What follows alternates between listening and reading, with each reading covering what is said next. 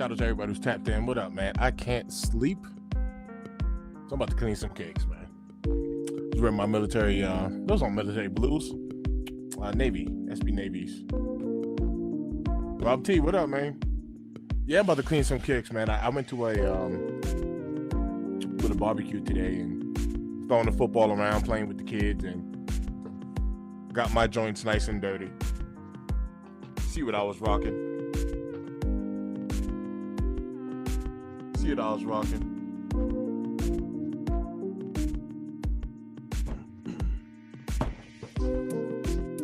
Yo, Elliot, what up, man? I know you ain't sleeping. My guy Elliot in the build. What up, man? I got church in the morning, but I'm not tired, so still gonna go to church. I need to go to church, and I'm going. But I can't sleep, so shout out to everybody who's tapped in. Hit that like button on your boy. About to clean up some kicks. I'm actually gonna put these shoes down, man. I got so many sneakers. I really don't need to wear these anymore. And these are like mad comfortable, and I wear these a lot. So I got some nice stains on there, so I'm just gonna clean this up.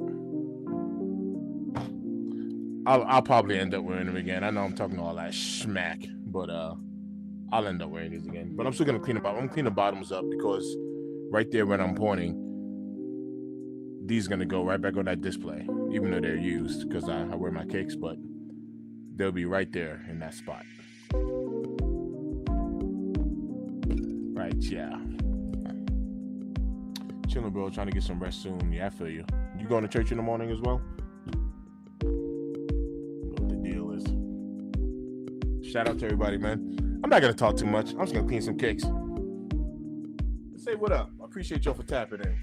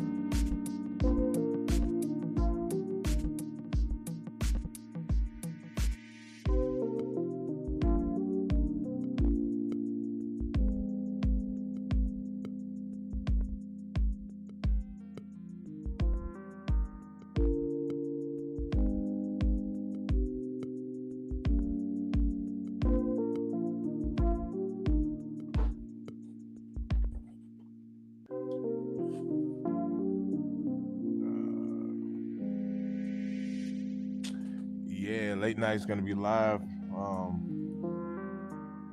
Yeah, we got those Awake 5s that's dropping. We got them Awake 5s dropping. Yeah, man, I'm chilling. Feeling good. And L, you know me very well. You know me for a very long time. Cleaning these kicks, man, it's like therapeutic for me. So it is what it is.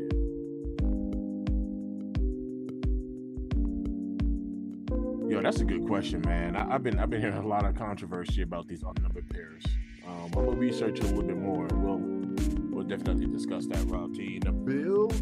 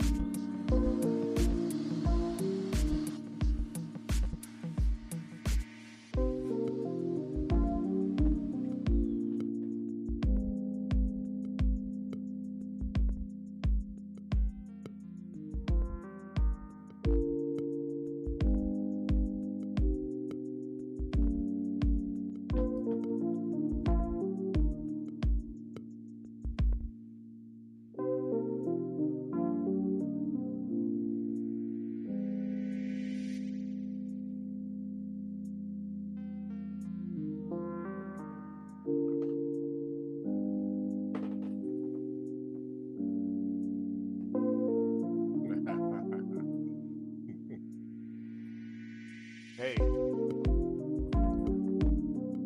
you ain't got nothing to hide no more then, huh?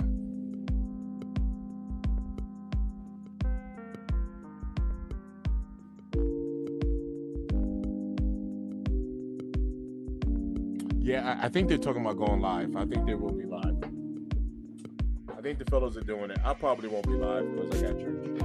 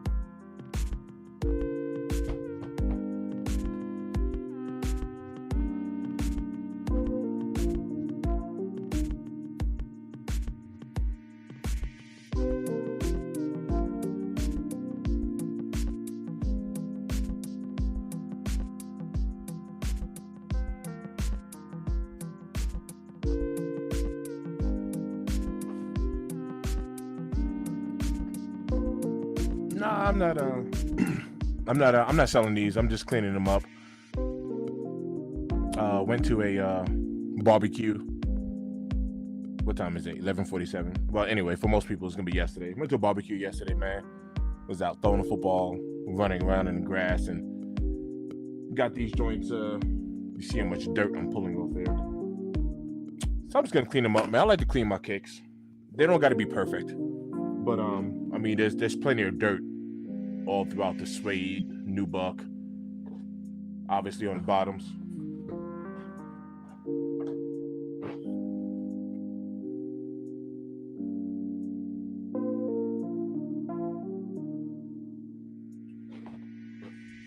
So I'm just gonna clean them up.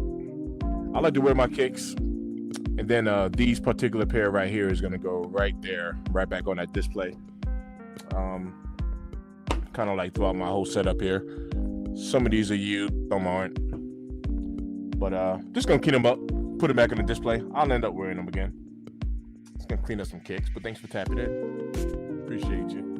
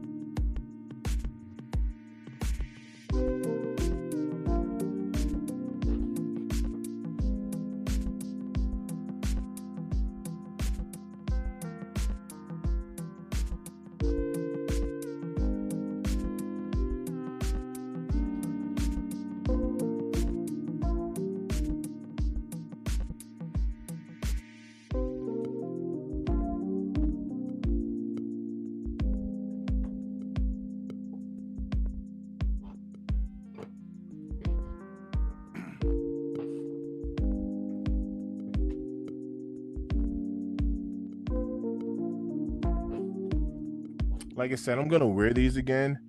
So I'm not, truth be told, I'm not trying to clean these up like I'm storing them forever, because I'm gonna wear them again. But you can see a difference here. To get a lot of that mud and crap and bacteria for the most part. I can get to a way better cleaning, but I'm not going to, because I'll be rocking these again. But you can see a difference in how I got a lot of that dirt up off of the aisle. Huge difference.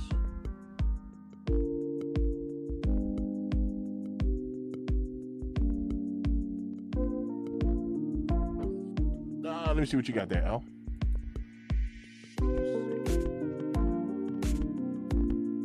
To tell mom, starting my Jordan 1 through 14 journey. I'll fill in the blanks in my collection. You know I'm a Ewing's guy. Oh snap! You gonna start copping some J's? Okay. L is our resident. He loved Ewings. I used to rock Ewings back in the day. I'll tell you that. That's what's up. That's what's up.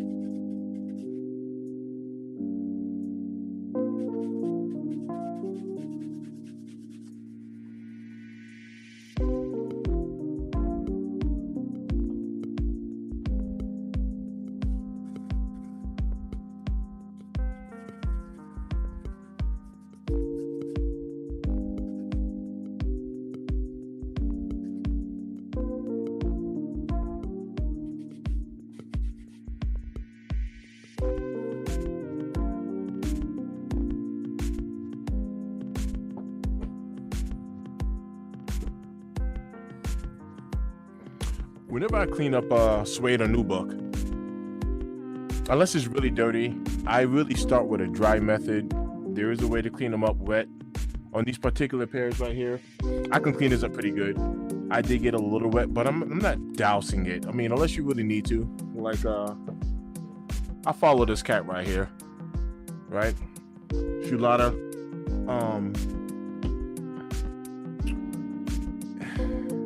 You don't have to put your shoes in the washing machine. I mean, you know, he goes above and beyond, and you know, he really messes up the kicks to show you how clean he can get them. And his product works very good, but there's a lot of good product out there. But you do not have to run your shoes, you know, underwater, and you don't gotta do all that. I mean, I start with a dry method, and then you can go wet if you want to. But yeah, you don't gotta do all that.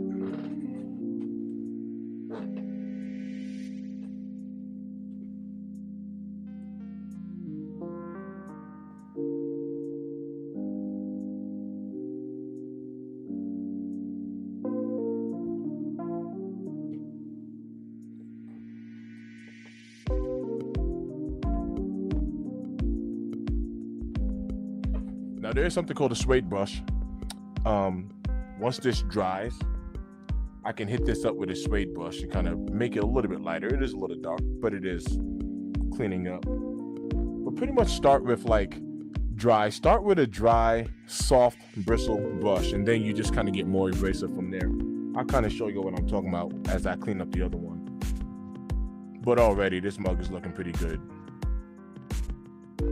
This mug's looking pretty good. But I'll show you what I'm talking about. This is a soft bristle brush, and I got this wet.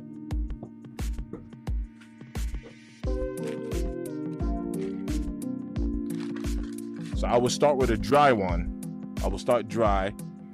You'll be surprised on how well you can clean your kicks if you just, no lie, if you just brush. I'll show you. Let me get the other pair.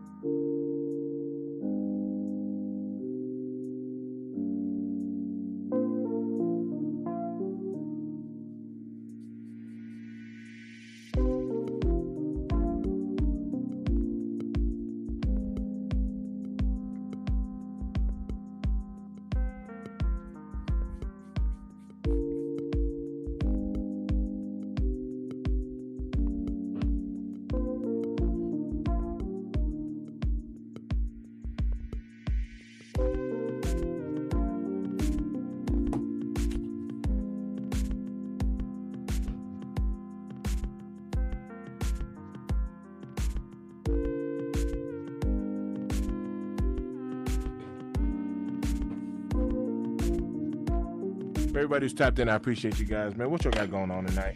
I really didn't plan on talking too much, but I'm not going into like I got a steamer and all that good stuff to where I can get these bottoms. I'm talking about like brand new.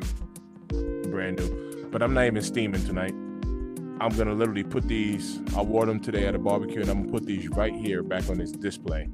So I'm just cleaning up the bottoms, kind of get that bacteria, that dirt off. But I'm not going crazy on them as if like I'm about to store them forever. Well, I don't store my kicks forever anyway. But you know what I'm trying to say. Like, I'm not going crazy on them tonight. But normally I would steam it, sanitize it, put them back in the box, and then if I'm not wearing that shoe anymore, I'd really, really clean them. I'm just getting like, as you can see, the chunk of that dirt off.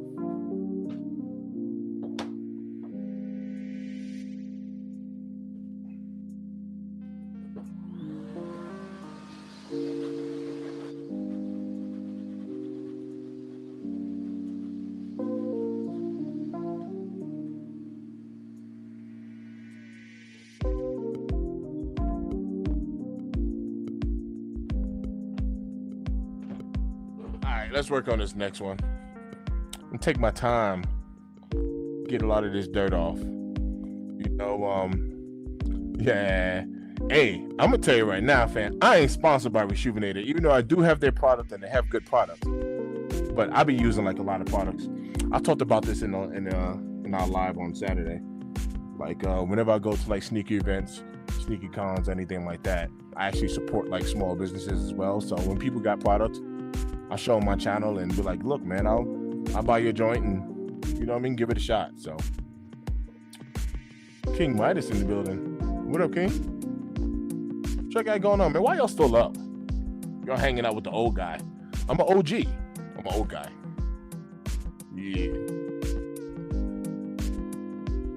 Shout out to your Average, man. It's my guy right there, man. He been rocking with me, no lie. Average, let me tell you something about Average, man. I look up to this cat. He's a dope content creator. You know, he knows his history, he knows his kicks, but he's a down-to-earth, cool cat, man. And he been showing your boy some love, like no lie. He been showing me love since I had like, I don't know, like 120 subscribers, man. He's kind of been by my side the whole time. Shout out to Average, man. Good peeps. Yo, I wish, man. I took L's like crazy, fam. Did you? Nah, you didn't hit because I saw your video on YouTube. Nah, I know you didn't hit neither. I know it sucks, man. I didn't hit on them joints. There was a lot of, it's crazy, man. Like a lot of people I know took L's. Let me see. Jay hit. Who else hit? There's a few people. There's a few people that hit, but a lot of people took some L's on Nigels. I'm in Colorado, and ironically, it is midnight. It is 12 o'clock on the dot. It's that mountain time. Yeah, 100, fam. Always, man. 100. Same here, bro. 100. Appreciate the motivation too, man. Like straight up. Like I said, appreciate the motivation. Me going in, get up in there and get a lot of this gunk out. Might even be a little bit of caca in somewhere in there. You never know. I was playing out in the grass. I was running my joints today, man. Playing out in the grass. And I love, when I tell you I love these kicks, I think these navies in particular is like a slept-on kick. Because we gotten so many kicks in 2025. Oh yeah. Yeah. Yo, I was at a barbecue today and I was out with the kids out in the field, man, throwing the football around, just having some fun. And yes, I was talking about, as you can tell, I was out running in these joints. So you ain't no doubt about it. Yeah, I was out there getting it. Yeah, they're looking pretty nasty. You know what I'm saying? Yeah, check out your Average Sneaker Guy, man. He got a channel. So, you know what I'm saying? I'm just throwing a quick little clean. I ain't going crazy on them, but I'm gonna get a lot of that gunk out. Yo, Average, man, I'm gonna do a video. I'm gonna do a video on the difference between. This is crazy. I'm gonna do a video on the difference between the Pine Greens, the SB Pine Greens, and the SB Navy 4s. And the reason why I'm gonna do a video on those is you would think that with Nike with Nike giving us another SB version. Now, you know, we got the friends and family, the red pair, which costs a ridiculous amount of money, which I wish I could get my hands on. But they made a difference. They made some changes up within the same shoe. And I kind of been sitting here like, why'd you do that, Nike? You know what I mean? So I'm gonna make a video about that. But I like these kicks, man. These kicks are comfortable. All right, let's get to cleaning.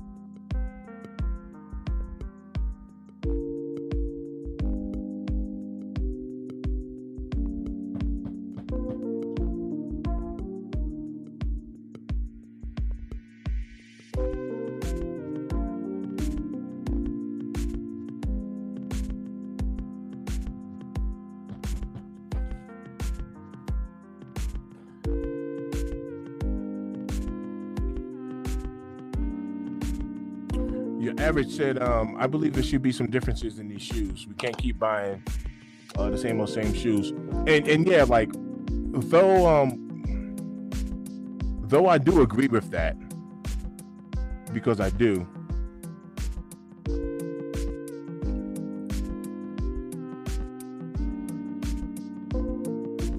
Yeah, I'm trying to exit I can't get my face back up there.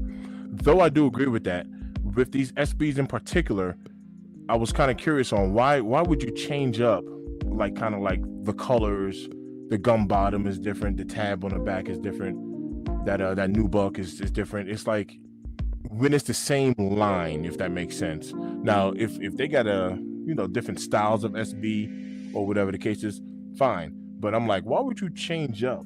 Like, hold up.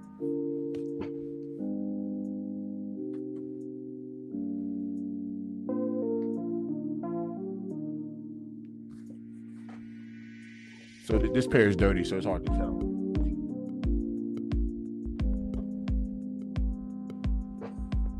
But I'm like, yo, the gum bottoms are different. Like, we got a lighter gum bottom. This shoe is white, and it looks dope white. This is more like, I don't know, like an eggshell. But it's not even a white kick. Hard to tell in this type of lighting, but you know what these things look like. It's not even the same. Not even the same color. I'm like, hold on a second. This ain't even white. This is white. I know it's hard to tell.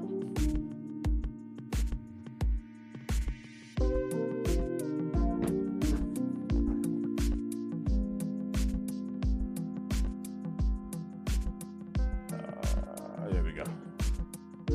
Yeah, let me finish cleaning these up. So my barber is doing like this back to school,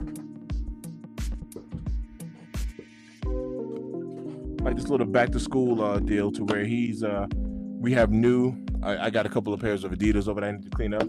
I might not do that tonight, but he's doing like this little back to school drive, so the kids can go back looking fresh, all free, whole 9 yards.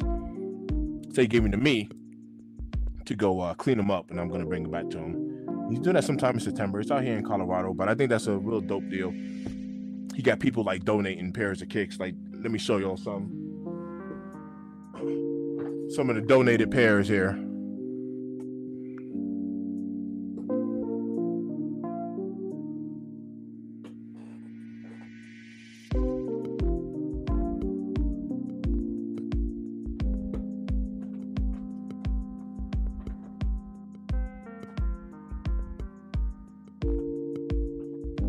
And I'm gonna clean them up for the kids, man.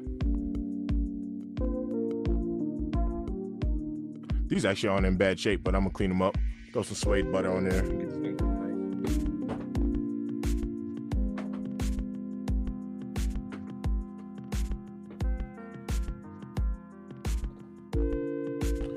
nice. So people show some love. People show some love, man, and donated some kicks.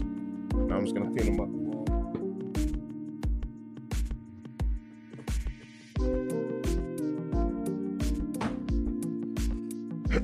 I got like 1, 2, 3, 4, 6 more pairs kind of behind camera there. I'm gonna clean up, get them back to him so he can get them going.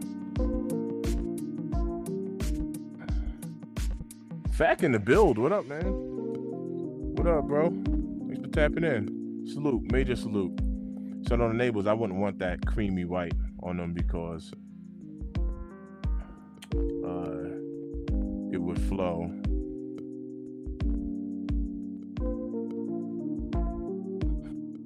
Yeah, major salute, major salute. Yeah, man, like I don't like, yo, I am a fan of these navies, man. And I'm gonna sound like such a traitor because I was literally like one of the last of the Mohegans, no lie, to get this shoe right here. And I love, when I tell you I love the pine green, like I love these pine greens, man. It took me so long to acquire this shoe. Even like 2 years ago, SneakerCon Denver, we had SneakerCon out here. I had to work that day, so I got to SneakerCon kind of late. I got there like at maybe 3 o'clock or so. And there was only one cat from Texas who was selling that shoe, and he wanted like $850 or $860 for him. I was like, yo, fam, you bugging. You're like, you was bugging. Like, them joints is going for like $700 at that time. It was like 2 years ago. I was like, bro, them joints is going for like $700. You bugging? And he was like, well, I ain't really pressed to sell it. So if you want it, I got your size. Everybody else don't got a size 12. And he's right. Nobody else had a size 12, and I ain't buy it neither. Just to kind of put that out there. But I like the navies actually better than the pine greens. That's kind of where I was going with the story. But he said it wouldn't flow. Yeah, and you know, like I said, I kind of feel like a traitor because I've worked so hard to acquire these pine greens, and I actually like the blue. And I won't watch this. I don't know. Maybe it's just because blue is an easier color to wear. I'm not saying I can't rock green, right? But maybe it's actually just the color. Maybe it's just the color. But this blue is so easy to rock. It's so easy to get down with. And fam, I'll be going in on my videos about this. I don't know. Look, I don't know what it is, but like this thing feels like a doggy ear. Like it's different. If you take a look at that flick right there, it's different than like the pine greens. It's softer. It is. I'll be going in about that.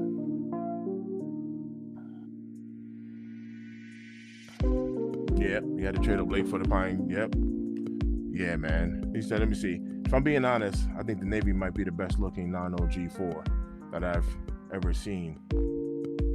Yeah, man, there's something special about these kids. Like, and the crazy part is, when I tell you I be dogging my kicks out, like I'm a mover. For those that know, I got a moving company out here. Been in business a little bit over a decade. But also part-time, I do like armed security and stuff like that part-time. I work for my brother, he's the owner of the company. But I'm the owner of Cornerstone Moving as well. Anyway, I work in my kicks. Like I be doing moves with J's on my feet. And like people that know anything about sneakers, they be like, yo, you working in military blues? You working in flu game 12s? I'm like, you working in Jordan 2s? Like 2s are very comfortable. And I'll be like, yeah, man, I gotta be comfortable, man. If I'm gonna be picking up boxes and heavy furniture and walking up and down stairs, my feet needs to be comfortable. So I work in my J's. Okay. And when I was younger, I used to hoop in them all the time, like all the time. I used to hoop in my joints. All right, fam. Thanks for tapping in, brother. It's always good seeing you, man. Thanks for tapping in. Get some rest, man. Good day tomorrow. I got church in the morning too, but I'm rocking out right now. It's all good. I wear tons of my navies. I'm more like a true blue 4. Yeah, in fact, you mentioned some very good. Check out Fact's YouTube channel. Everybody's tapped in. Check him out. My man, look, my man knows his kicks. He knows what he's talking about. And I am gonna make a video about these colors. I'm waiting to get my hands on a few more kicks. But that's one thing I did like about these French blues. They actually, even though I don't have the French blues in hand, the French blues look more like a navy color than anything. So I'm really liking the way that blue was looking. I didn't cop them, but yeah, I like the way those French blues look. It actually looks better than a lot of other blues that I've seen. All right, let me cut all that yickety yak. Get to cleaning these kicks up.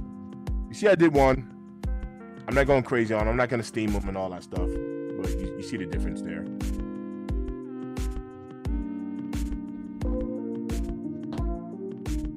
I'm going to get a lot of this gunk out. All of that dirt. You'll see all that crap. Get them out, clean them up. You see all that dirt there. Yeah.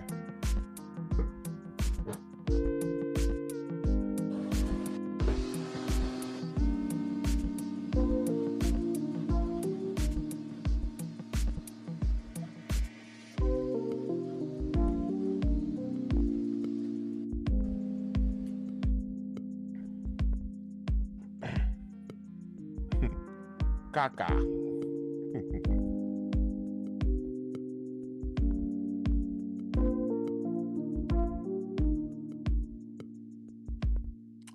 Nice. Congrats on your cop of the French blues.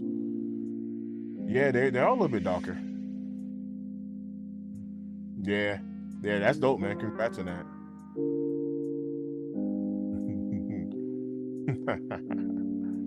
Word. In fact, I need to add you as a. Let me get my phone. Let me get you on as a mod, bro. Get you in here. Hold up. Let me add you on from my phone.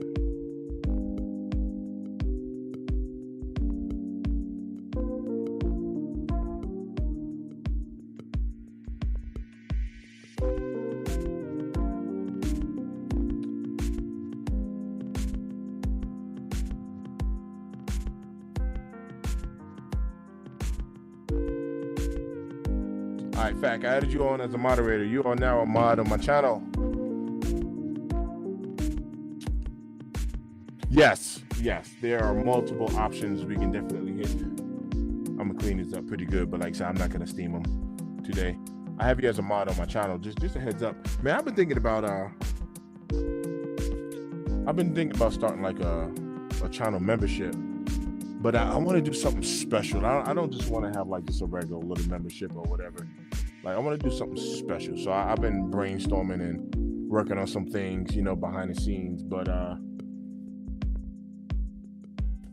yeah, man, let's clean some kicks. I'm doing all this yapping. I'm gonna go back to full screen here. You can see these kicks.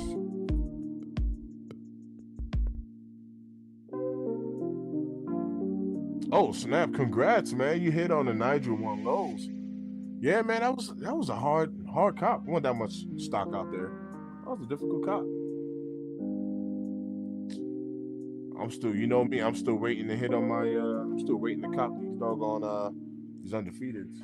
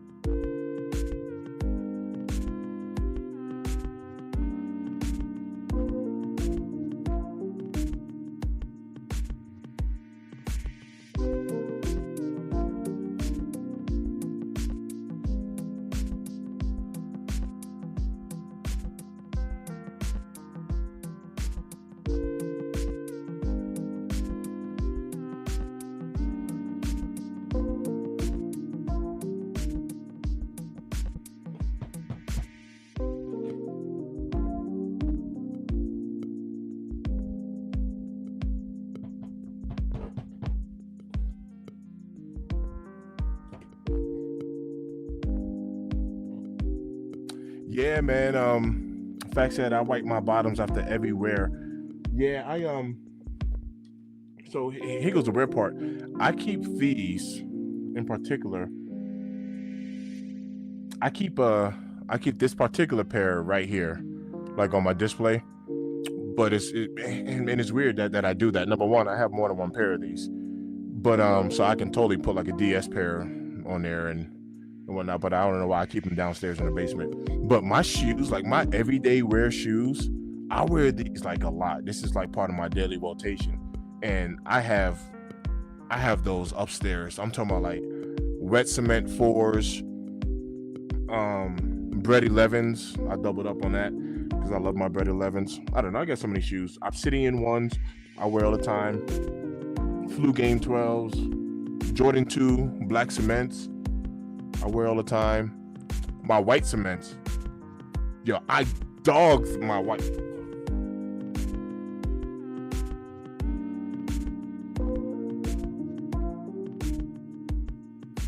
I be wearing the love out of my white cements. Love these white cements. Wearing those.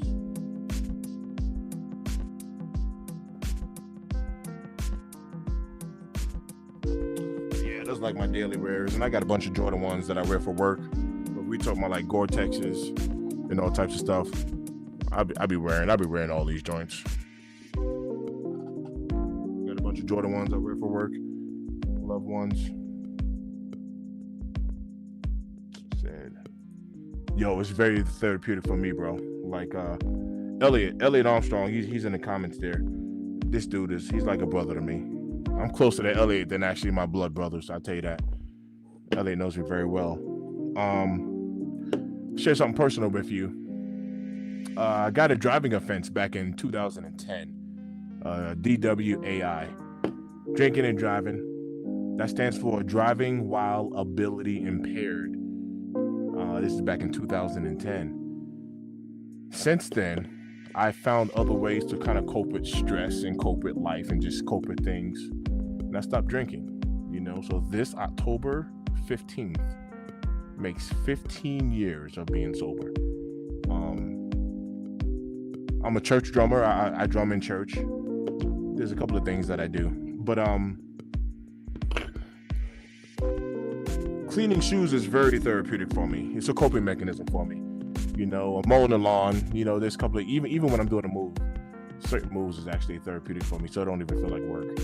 But yes, it's very relaxing and it's what I do. So for sure. Yeah, Obsidian Ones is my joint, man. Yeah, for sure. Try to prevent buildup. Yeah. I mean, you're onto something, though. I mean, the more you clean them, the easier it is. It's like maintenance at this point, right? I was out. It's funny because I had my navies on today. Shout out to everybody who's tapped in. I had my navies on today, and I mean, I was just out there playing football with the kids, like in my kicks, and everybody's looking at me like, "Yo, you gonna play in those?" I'm like, "It's just a shoe. Let's go." I know how to clean them. We'll clean them up later. So I was out there running with the youngins, acting like I'm young.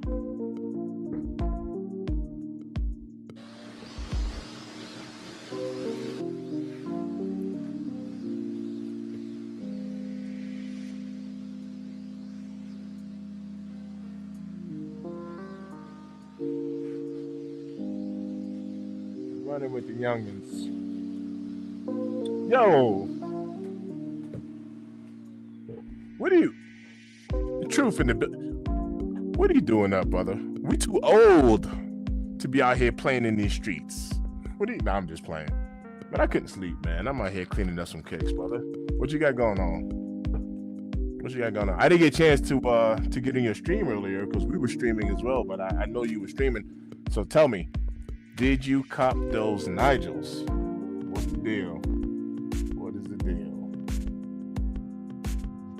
I didn't even touch those French Blue 12s. I like them, and I'm gonna get them, but I'm waiting on that juicy deal.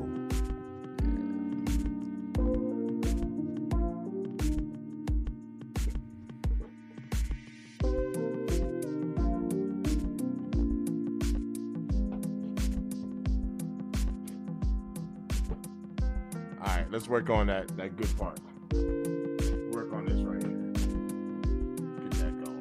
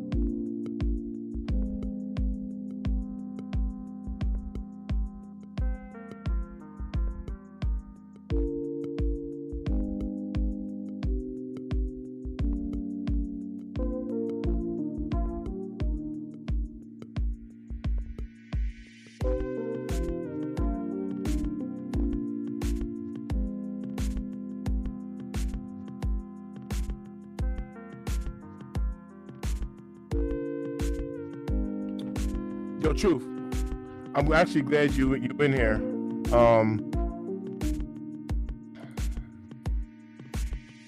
Yeah, I'm glad you're in here. We need to get back on the phone. My brother right here. If you remember our conversation in Truth we were having with your son and his son. This is my brother right here, Elliot Armstrong. Yeah, we'll all kick it one day. But yo, L, sub up to Kicknology, fam, and I'll get us all on the phone one day and chat.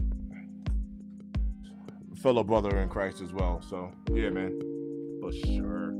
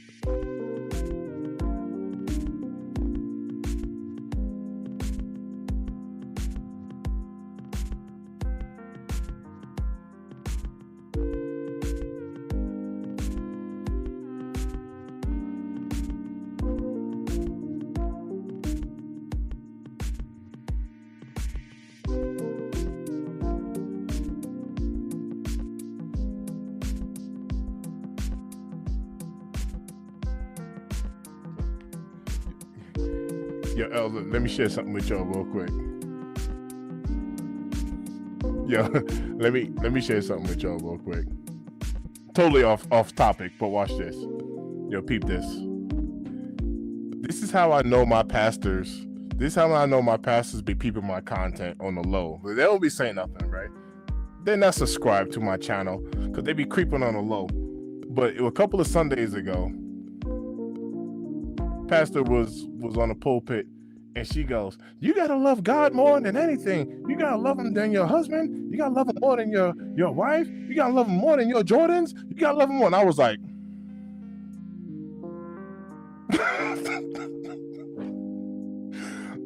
yo, don't be clapping at me on the pulpit. Watching from the sideline. Pastors, you better like and subscribe. Stop playing with me. Figured I put that up there. I thought it was funny.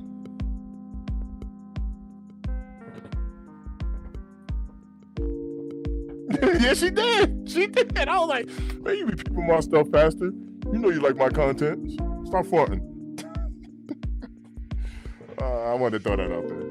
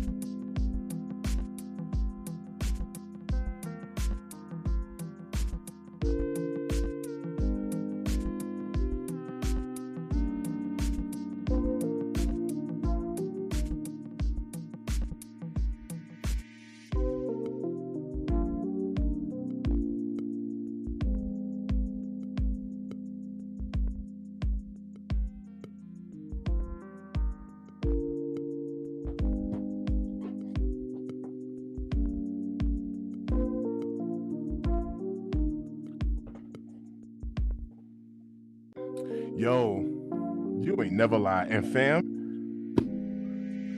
I'm about to start going crazy. I'm gonna start doing lives daily or something in order to help get that watch time up. We also do. Let me get out of this for a second. We also do a like these. So I'm part of like a really small ministry, which is amazing. I'm part of a really small ministry, but this ministry, I mean, God blesses this thing, man. We do like some really big events, outreaches, and our two biggest outreaches is Thanksgiving outreach, where we have like these little Thanksgiving baskets, and we got like these real like butterball turkeys, like these frozen turkeys, and we hand out a ton of them to the community. But even bigger than our Thanksgiving outreach is our Christmas outreach, and I've been serving in this ministry, I don't know, the past 14 years or so. This upcoming Christmas outreach, I already talked to the pastors, and of course, you know, they were like, you know, I can do it, you right? I mean, I'm cool with the pastors, whatever. But I had this idea to where, like, you know, I normally donate a couple of pair of sneakers or whatever the case is, and people are normally happy and, you know, stuff like that. But I kind of felt like I had like a bigger purpose, you know, behind just giving away some cakes. And I had told the pastors, you know, throughout the years of me just kind of serving in the ministry, that you know, I look down at people's feet, you know, and I ain't passing judgment, but you know, I'm a shoe guy, so the feet's kind of one of the things I look at first. And I'm like, man, I want to clean their kicks.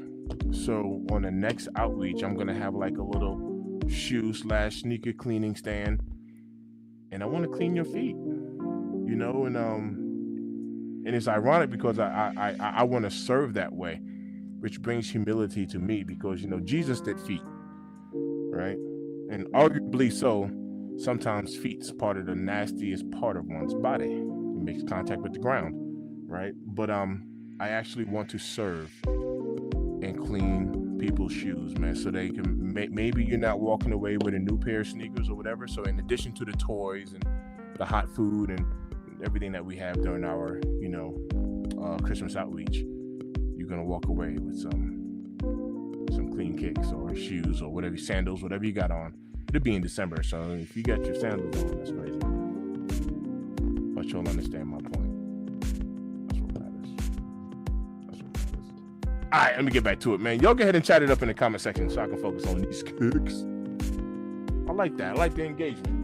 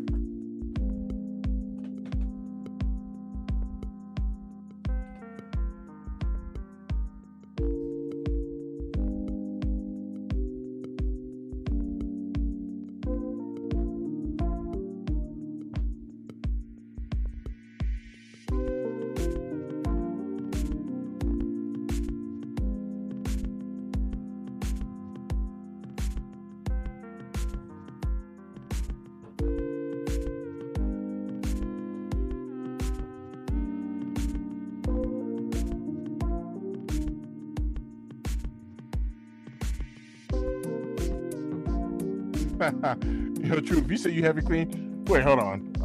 I done missed a lot of the conversation. Said, bro, I ain't cleaned a shoe in like 2 years. Woo! Woo!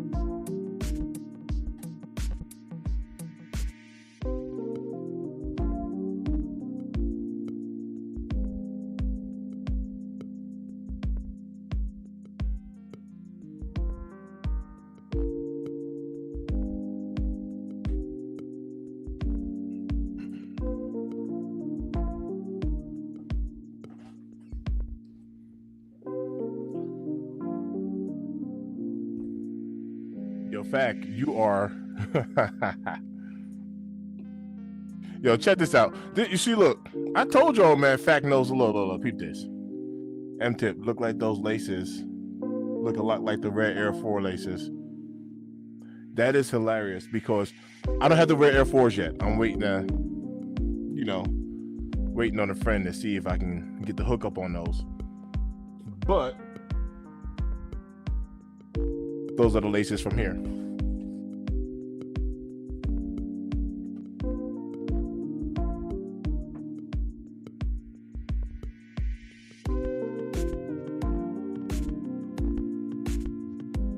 on it. You on it, Fact. You on it.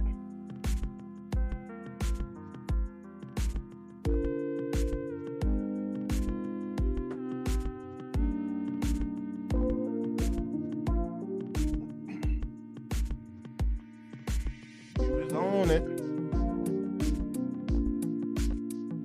I was gonna make another video too. Hold on, let me get that over here.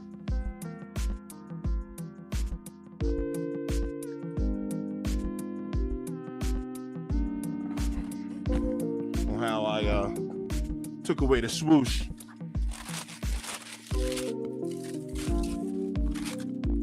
And then I got these rare air ones. Not rare air. The self-expression. I can't wait to peel those back. But that's what I did to the swoosh.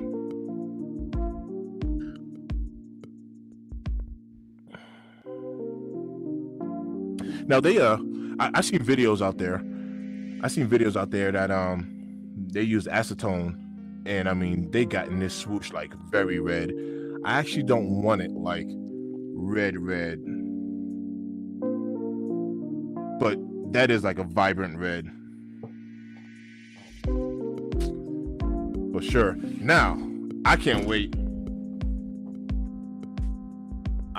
to dig into these joints. Oh man, I'm telling you, ooh. I don't know why. Like, I really like these. So I was talking to one of my brothers, and he was like, "Yo, those remind me of the Lance Mountains," and I was like, I knew there was a sneaker that reminded me of this, and I totally forgot what it was until he reminded me. And I was like, you are absolutely correct. And those Lance Mountains are, yeah, they're pretty fresh. They fade away and do all that good stuff as well.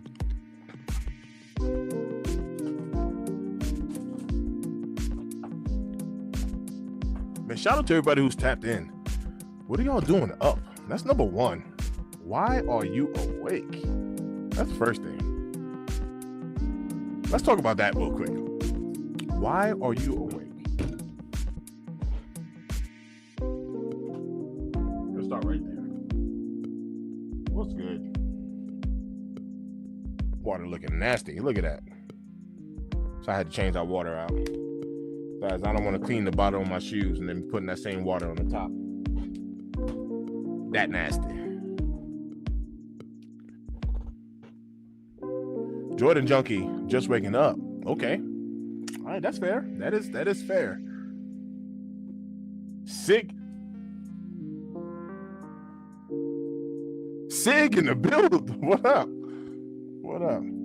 Yeah, I do know you. Elliot don't sleep. I tell you that. There's one thing he don't do much is sleep much. He been like that. I've known him for a very long time. This man don't sleep much. Tell you that. Guess I can't talk. But watch this. And my old man, this is what I've noticed. For all of you young bucks that's out there, I'm telling you right now, ain't nothing wrong with taking a nap. Naps are good for you. And I'm a napper. I'll tell you right now, I'm a napper. For me, a nap is like a 5-hour energy. If I can get 40 minutes, just 40 minutes of undisturbed sleep, I'm talking about like my phone's not ringing and I'm not hearing noises and all that stuff. If I get 40 good minutes, that's like a 5, 6, 7-hour energy for me. That's what happens when you get old. Take a nap. Change your life. Yeah, big brother advice right there. Just take a nap. I'm gonna say that to somebody next time somebody comes to me complaining about something. I'm like, you take a nap today?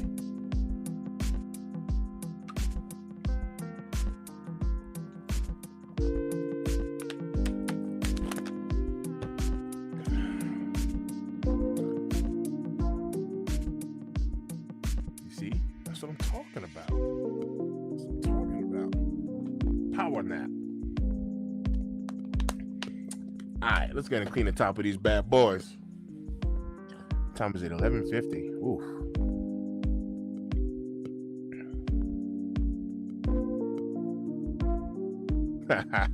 Spoken like a true fat boy. Yo, that's another thing. I need to lose some weight. All right, I had enough of this. I am a fat boy, and I had enough. I used to be 6'3". I like to say I'm 6'3", but now I think I don't know if I'm shrinking or what. Maybe I'm 6'2.5". But I am 270 pounds. Now, Nobody believes me when I say it. Nobody believes me because, oh, you carry your weight well and you're tall. I am too heavy right now. My knees be hurting. I'm a bowler. Like I said, there's a couple of things that I do. I've been bowling good recently, and then my knee been hurting and all types of stuff. Blah blah blah. I need to lose some weight. That's what I need to do. I need to lose some weight. It's getting harder. I'm 45 years old, man. It's getting harder. I be telling people in the bowling alley. A lot of people know me in there, but they don't believe my age. And that's partially just because, like, kind of like the way I move around. I'm still very, like, agile, and I'm young at heart. You know what I mean? I still play basketball and all that stuff, man. I'll be out there running around with kids and getting on roller coasters, and I do all that stuff. And people don't be believing my age, and I'm like,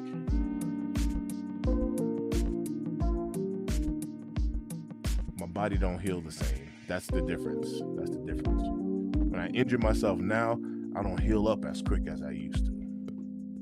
Beautiful, yes. But tell it to these old bones.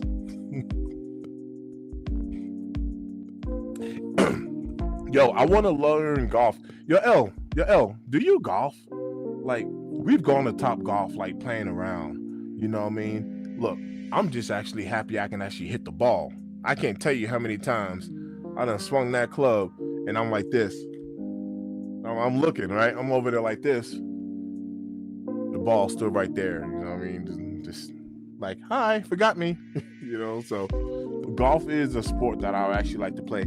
I actually call golf and bowling, I like to call those longevity sports. You know, you don't have no 70-year-olds. I'm not saying it's impossible, but you don't have no 70-year-olds out there playing basketball. Yeah, they got senior leagues. You don't got no 70-year-olds out there playing hockey. You don't got no 70-year-olds playing football. But you will have 70-year-olds bowling. They'll be rolling that bowling ball. You have 70-year-olds that will still be swinging that club. So golf is a longevity sport. You can pretty much play that as long as you want to. I do agree with that.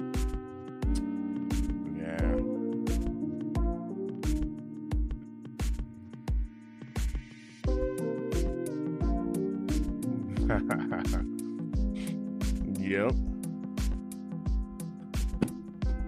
All right, let's go ahead and clean the tops of these bad boys. Let me get that kick cam going again. Lots of people came here for. See some cleaning. All right.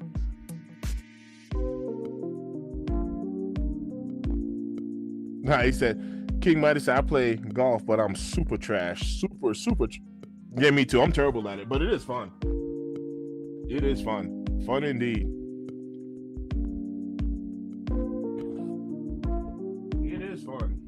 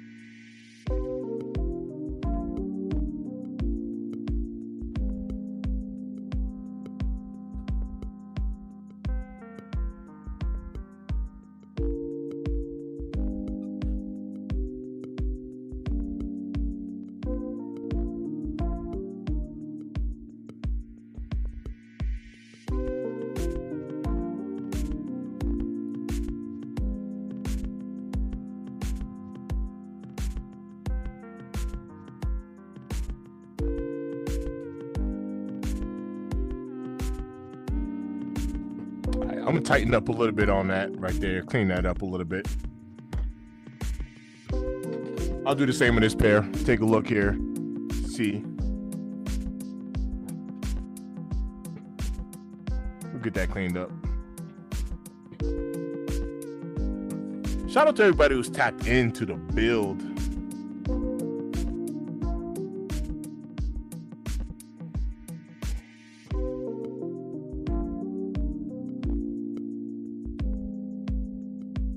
M-Tip, have you ever tried Angela's Blue Foaming Shoe Cleanser? I have not, but I'll give it a shot. So one thing that I would like to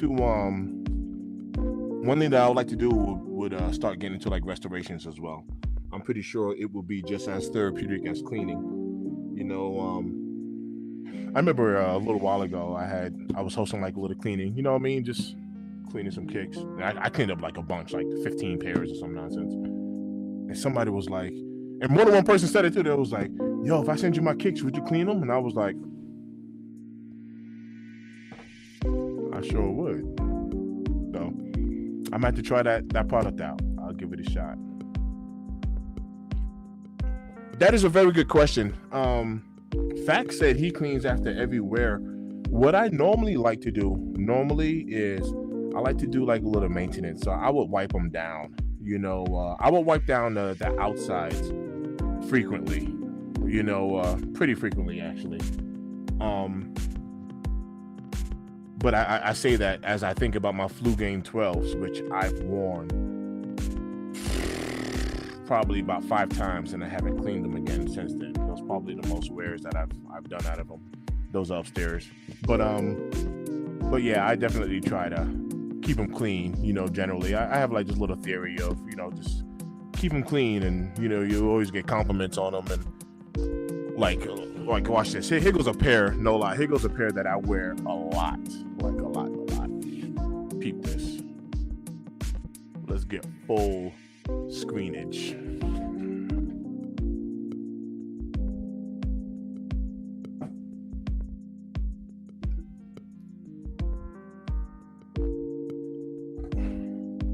Like when I tell you I wear these a lot,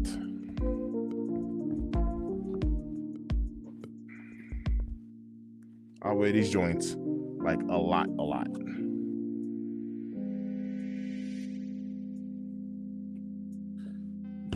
But then again, you know, I don't know what it is. Hey, Truth, let me ask you a question. Orange, real orange. Let me ask you a question. We got a lot of cakes, right? Fact, same thing goes for you. Mighty, same thing goes for you. Sig, same thing goes for everybody who's here, right? We got a lot of kicks, but isn't it funny on how like you tend to gravitate towards like your little favorite pairs, no matter how many pairs it is. It's like, dog, all of these sneakers that I have, I'm still rocking like 15 pairs like all the time. Like I'm not rocking every single thing that I have. I wear them, right? But I don't wear them like that, if that makes sense. It's weird. It is so weird. I gravitate towards like the same, I don't know, it's weird.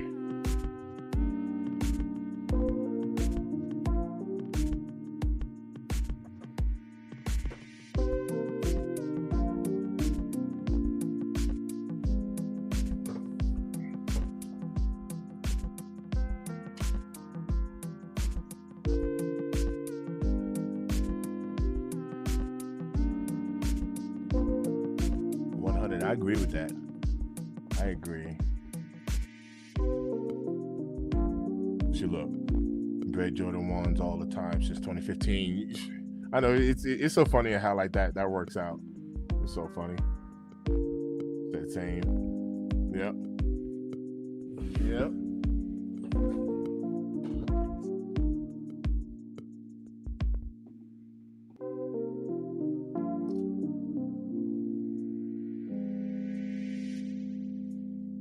Shout out to everybody who's tapped in. It is 1:02 in the morning, Mountain Time, Colorado, the weed state, where you can get your smoke on all day long. Nah, I don't smoke, but it sounded good though. Yo, hey yo fam, You ain't never. When I tell you you ain't never lied,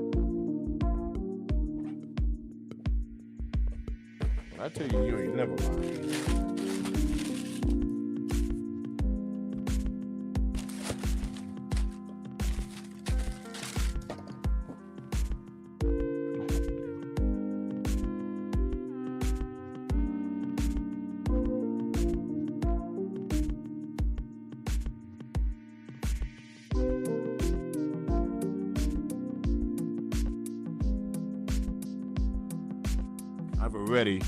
I've already been rocking these joints, like already.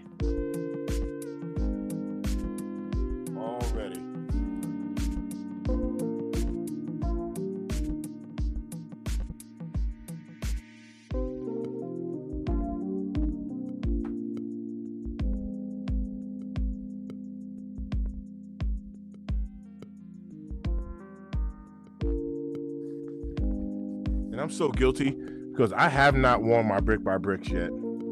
I have not worn them yet. Guilty. I'm guilty as charged. Ooh, 3:02.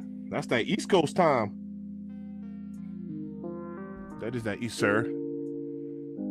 It's bedtime. All right. Put your phone down.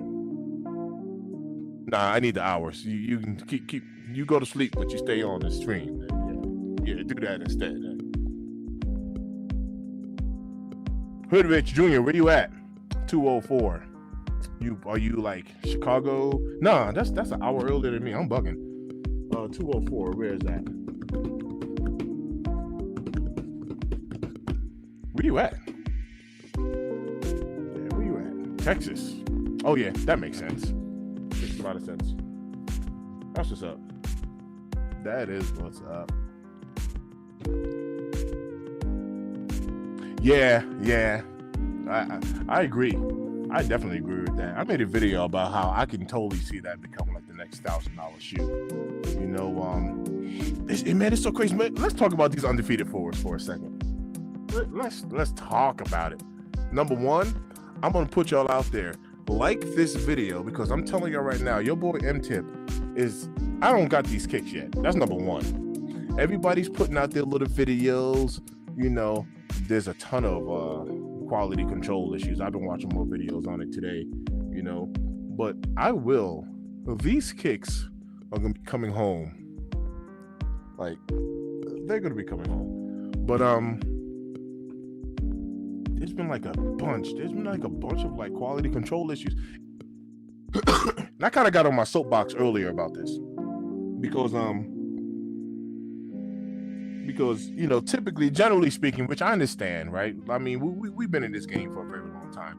You know, when you have a mass-produced anything, you know, there's gonna be quality control issues, and people need to stop crying and blah blah blah blah blah, right? And I'm like, man, no, absolutely not. You're charging us more for these shoes, and watch this. I'm not even a cheapskate. I'll pay for them, right? Obviously, I don't got no fake pairs. I don't do none of the fakes. Right? I pay for them. But as a customer, I also want like a good quality product. You don't get to charge me more money and give me a crappy product. I'm not accepting that. Like, no, do better. Like flat out, like, do better.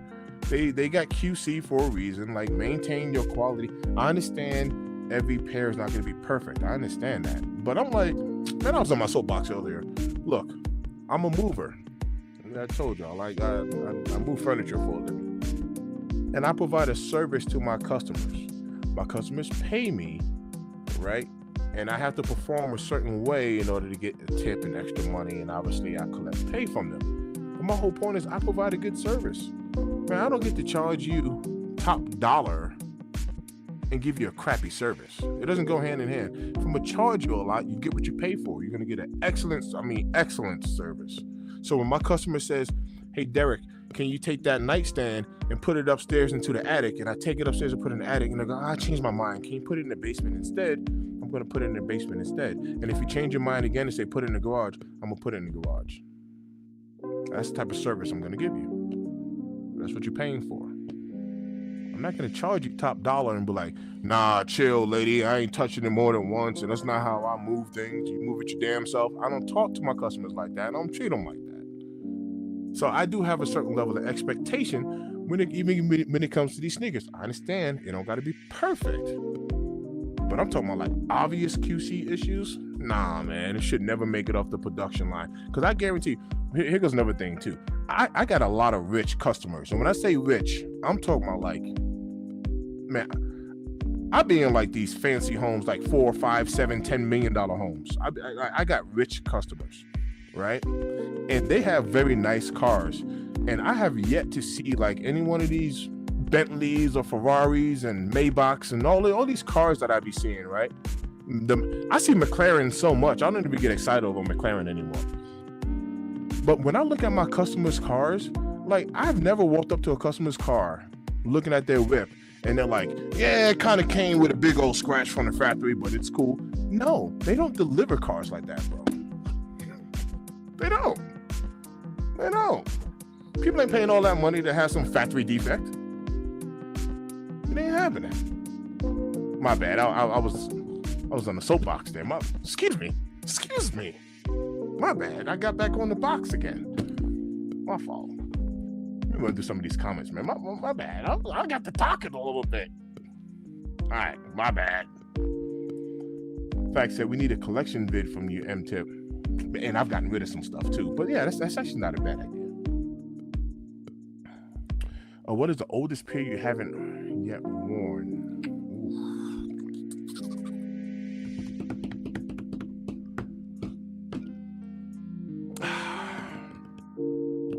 That is a good question. I might have to come back to that one. That's a good question. He said, bro, I still need them, fam. Are you talking about Brick by Bricks? Is that what we're talking about? Truth? My bad, I got to talking.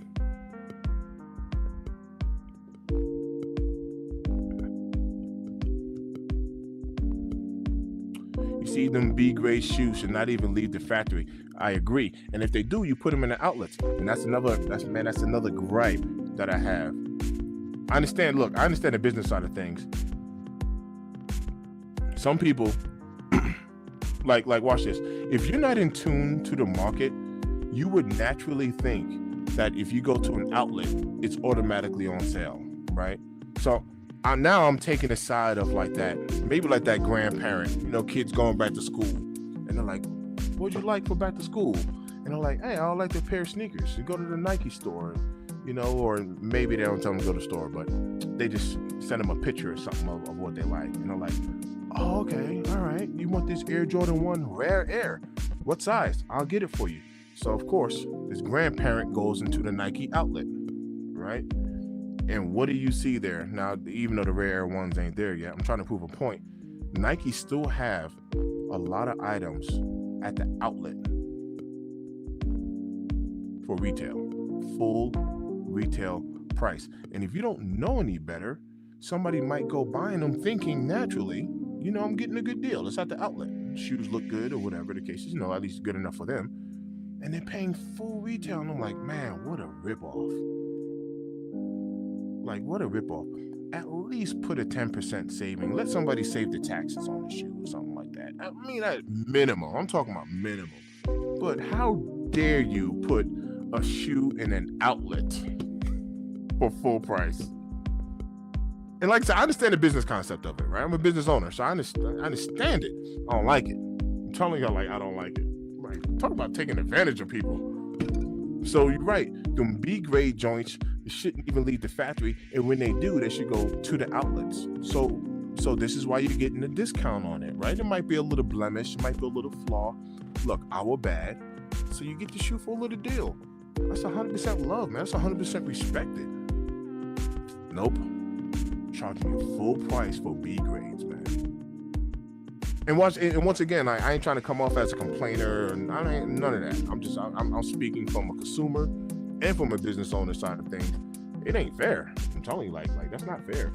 You should have more love for like your product or your service to where, if, like I said, I understand every pair can't be perfect. I get it. so you don't charge them full price. If I'm doing the move, right, and I'll tell you right now, like 95% of my customers are actually really smooth, but every once in a while, like maybe we're carrying a sofa up the stairs and the foot rubbed along the sheetrock and put a little mark in the wall or something like that. Number one, the name of the company is called Cornerstone Moving. And I have a slogan. I didn't even make this slogan up. God gave me this slogan in my sleep years ago. Moving with faith, integrity, and love, right? Because I do believe love is very important. But integrity is just doing the right thing when no one's watching, right? So whenever we have like a little oopsie, whenever we're moving, whatever, I instantly let my customer know, hey, while we were taking the sofa up or down the stairs, while we're turning this corner or whatever, we put a little mark in the wall.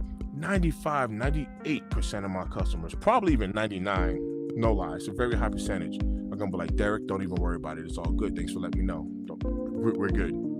You guys are awesome, right? But if it was like a bigger issue or something that was damaged or whatever the case is, whether we're going to go through insurance, which I haven't had to use my insurance in over a decade. In over a decade of having this moving company, I have not had to use my insurance on a claim. I'll either give you a discount on your move, or I will repair whatever damage, And I know like general contractors and stuff like that. So I mean, it'll be like a good professional repair. I ain't talking about like some sloppy patch job. I can do stuff myself, but if it's something that needs I got people to do it. But my point is, that's good customer service. And that's the point that I'm really just trying to make. That's how you treat people. You make a mistake, you hook them up. What's that? All right, there. See, I got back on my soapbox. See, now, here we go. All right. Let me see. I feel your scuffs and scratches on the brand new shoes is crazy. It's because they know people won't return them because they gotta have them. But me, they're going back if they're not perfect. And truth, you're right about that. And these in particular, you return them, you're not getting another pair. You know what I mean? And that's the part that I think they also take advantage of. Hell yeah. Not at this price. I've been buying Jordans since they was under 150. So they need to be perfect. For a price of 200 plus. I feel like, no lie, I feel that. Have you seen that picture of a Jordan undefeated 4 with the red air patch? Yep. It had like, I know you can't say the R word, on the internet, but they've been calling them the Diddy airs. Yeah, letters are missing from it and blah blah blah. You know what I mean? Yeah. Once again, that's like, look. Nope. QC needs to catch stuff like that. Even just watch this, like all jokes aside, right? Because we were cracking our jokes, but like I'm in that serious mode. But you don't find me in serious mode too much. But it's 1:15 in the morning, so let's get serious. I can't even say it with a straight face. Let's get serious.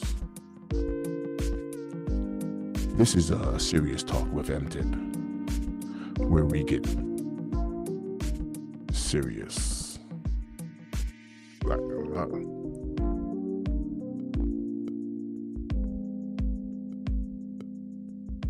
All right, that's enough, right?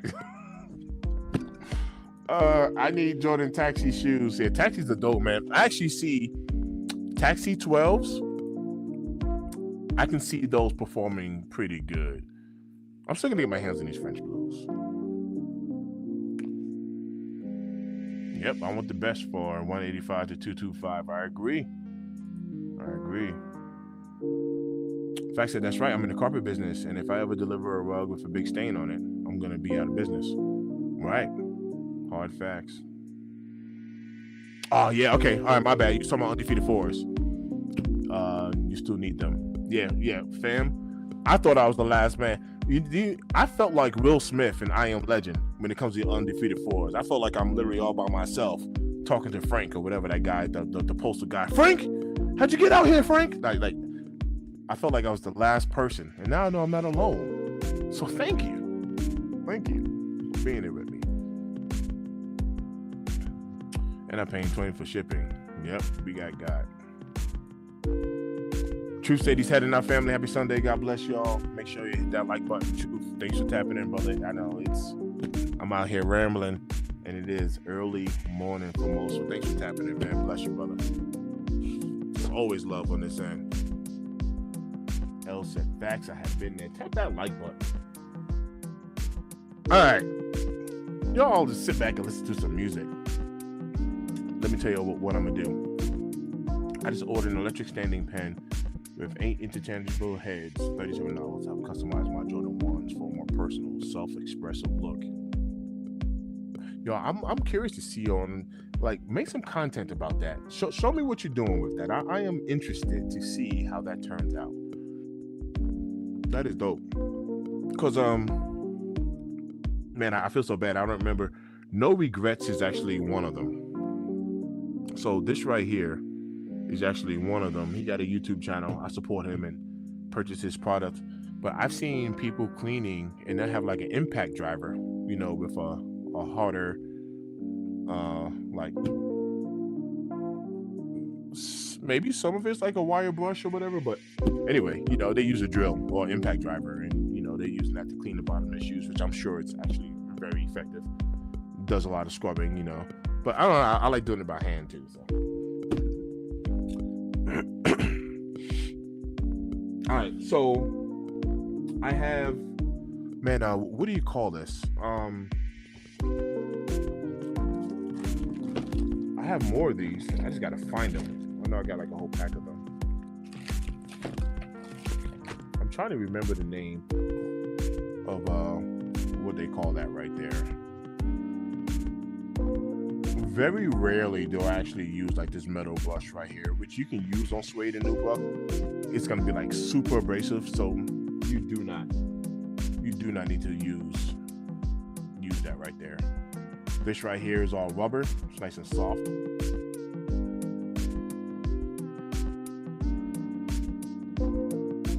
That's good for edges, and you can literally use that in order to lighten this up and get a lot of that dirt off right there. I'm going with a dry method. For anyone who's interested, you can wet it, and then once it dries, re-nap the suede and stuff like that. But let me go ahead and get going here.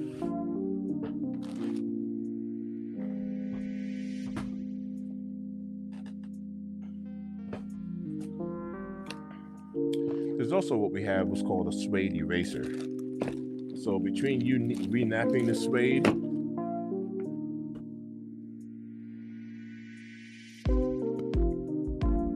you can also hit it with a suede eraser.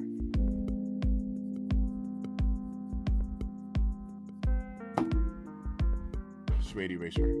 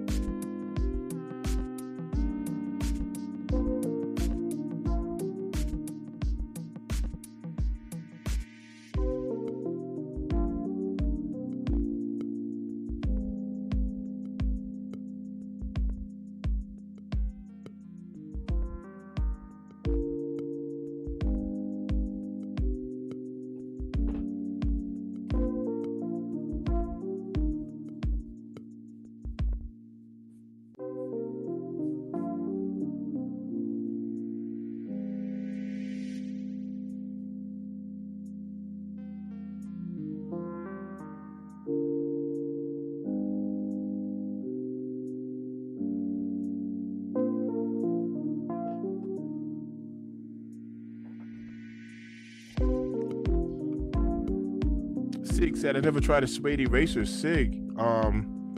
Yes, there's a few. Let me get back on here. There's a few little methods. Whenever I go with like a dry method, yes, suede eraser. I got this one in particular from the shoe doc right there. You can go to Walmart. Oh yeah, I do have one in here. You can go to Walmart. Try to find my camera. You can go to Walmart and pick up a little suede and nubuck eraser. It has like this little I don't know, this brush is kind of funky, but it got a little brush in there, and it also has I like this eraser because it has two sides on it. The white side is more like a pencil eraser, and the silver or gray side, you can kind of see like little grits in it. It's not as hard and as abrasive as sandpaper, but you can tell it's definitely more abrasive. So the white side is like a, hold on, let me move that. The white side is like a pencil eraser. And then this side is more abrasive.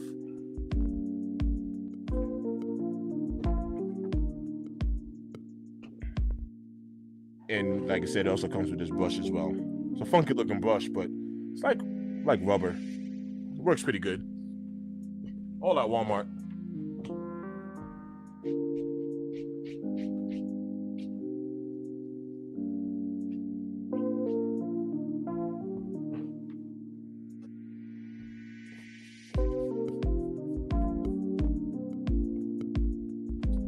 Yeah, these joints is looking good. They are looking good. Lighting, it doesn't really capture all of it, but yeah, these joints are looking good.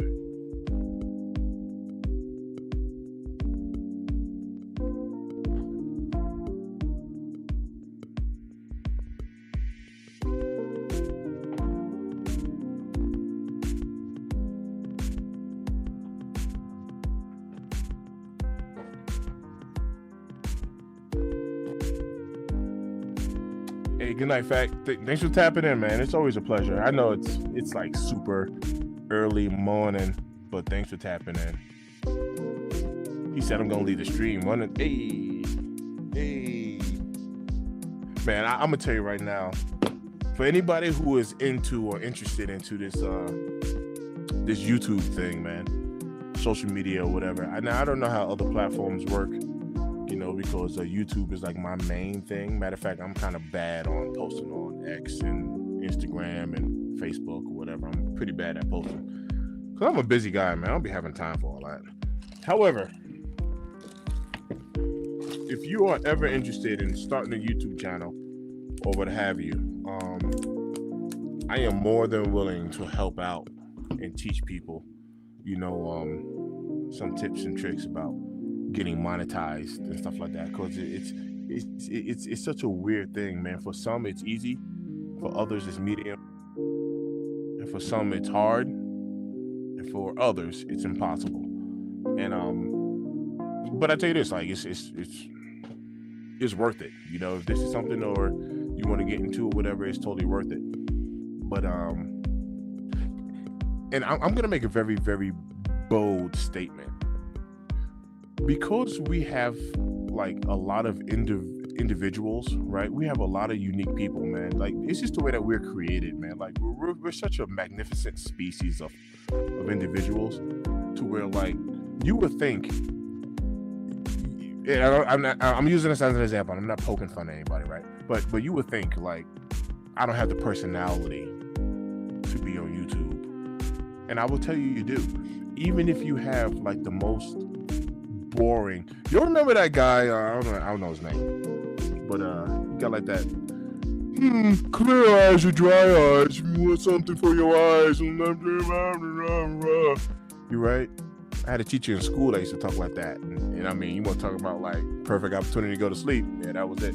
But my whole point is, even if you talk like that, and even if you have like a boring personality, man, there's people that actually want to see that. That's a fact, actually. So if you want to step into this social media space, you know, I encourage you to do it. It's not gonna be easy, but it's worth it. I was telling my wife the other day, let me tell you what I love. What I love about me being on social media and kind of putting myself out there. For everybody that knows me, I'm talking about whether it's in real life or whether it's over this platform. For everybody that knows me, when your boy finally goes, when I die, y'all will have a plethora of videos to watch to remember me by. So now I'm even talking about legacy. I'm not even talking about whether I'm a big YouTuber or if I made a bunch of money from it or the sneaker aspect or whatever. I'm just talking about you get to tap in and watch me if you miss me. You know what I'm saying? So this legacy all by itself. So I think that's dope. You know what I mean? I think that's dope. Even for my kids, you know what I mean? They'll be able to see their dad, you know what I mean? Get on this platform and watch them. So let me work on these kicks. And y'all need to take your butts to bed. That's right. Daddy mode is here now. Fact, you say you were leaving like 10 minutes ago. Sir, sleep. But leave that stream going. Appreciate it. Good looks.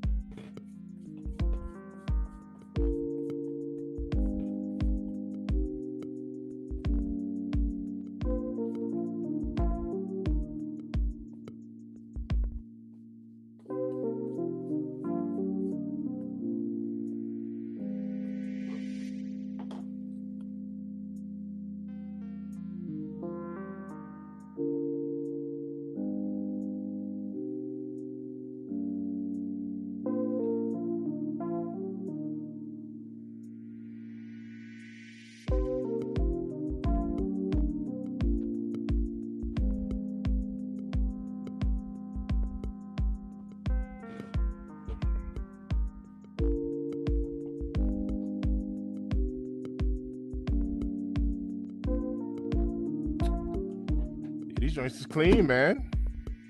Joints came out alright. These joints came out alright.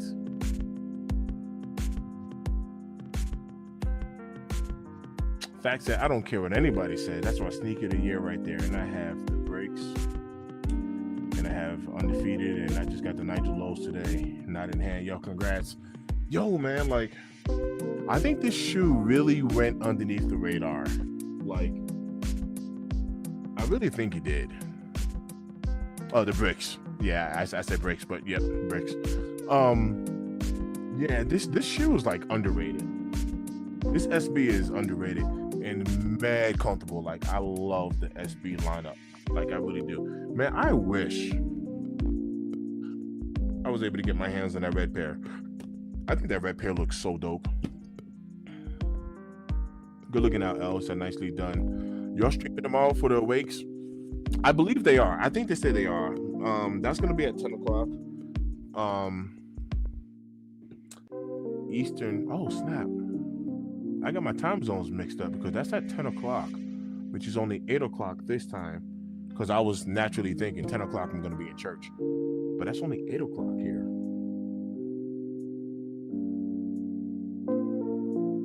Might have to make that happen. Good looking out, King. Yeah, man, these things to clean up are actually pretty good. I did kind of mess up a little bit today. I'll show y'all. Watch this. That's how I messed up. I messed up because I did wear black socks today. Kind of matching my outfit, whatever. Which, of course, y'all already know. Kind of put the little fuzzies. You know, you got a white sock liner, interior ankle liner or whatever. You might want to rock a white sock. I mean, it don't look terrible, but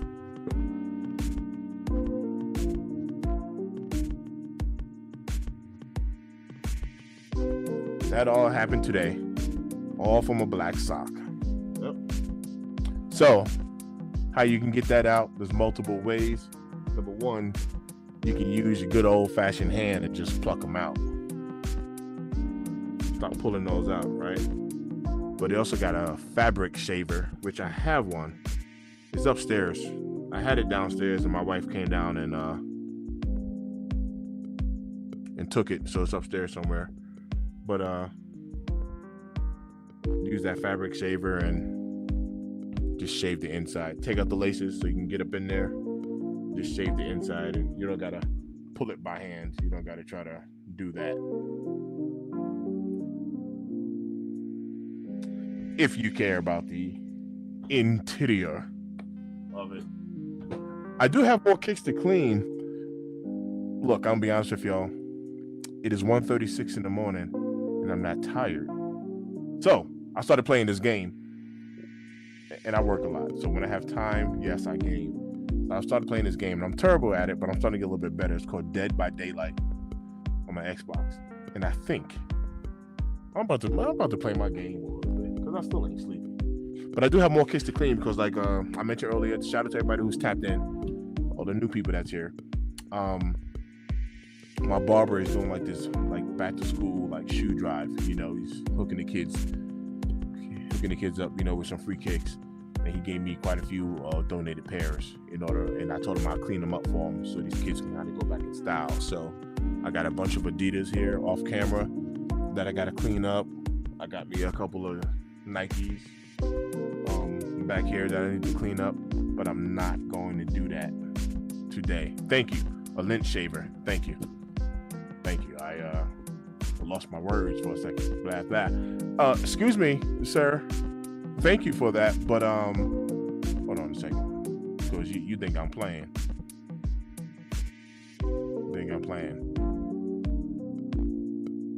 At 1:24, he said, "Good night, fellas. Have a blessed Sunday morning, everybody. Hope to see you guys on the streets tomorrow." And that was at 1:24. You see, it is 1:38. So that's like 14 minutes ago, sir. It's bedtime. All right. Sig, catch you tomorrow. Thanks for tapping in. Always love on this side. Shout out to everybody who's tapped in. I'm going to be on here tomorrow. I'll be on tomorrow. Not really sure what time yet. Might be in the afternoon or whatever, something at the church. Maybe I could jump on it, you know, in the morning as well for these awakes. Now, let's talk about these awakes real quick. These awake fives. Me personally, I don't really feel like I have like an attachment to these sneakers. Ironically, because I'm from New York. I'm a New Yorker, for those that don't know. But I've been in Colorado over 20 years. Matter of fact, I'm gonna show y'all like an old picture of me and whatnot. Hold up. So I don't really feel like I have like an attachment to these, like with the brick by bricks. I'm from Queens, I'm a Queens cat, born and raised, so the Nigel Sylvester pair, the brick by bricks, or even just the Nigels in general, they do hit a little bit differently for me, but I don't really feel like that attachment to these Awake Fives. That's the first thing. However, I would like to cop them for like trade bait. You know what I mean? Personally, I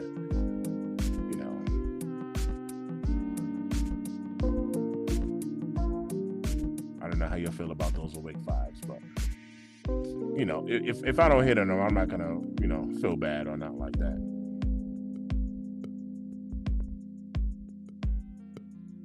All right, I don't know how well this picture's gonna come through, but there we go.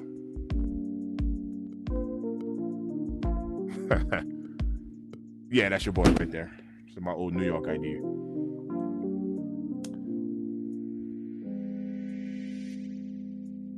I'm born in Queens, Flushing Meadows, and I don't feel an attachment to them, but I like the black or race blue pair a lot. Yeah, me too.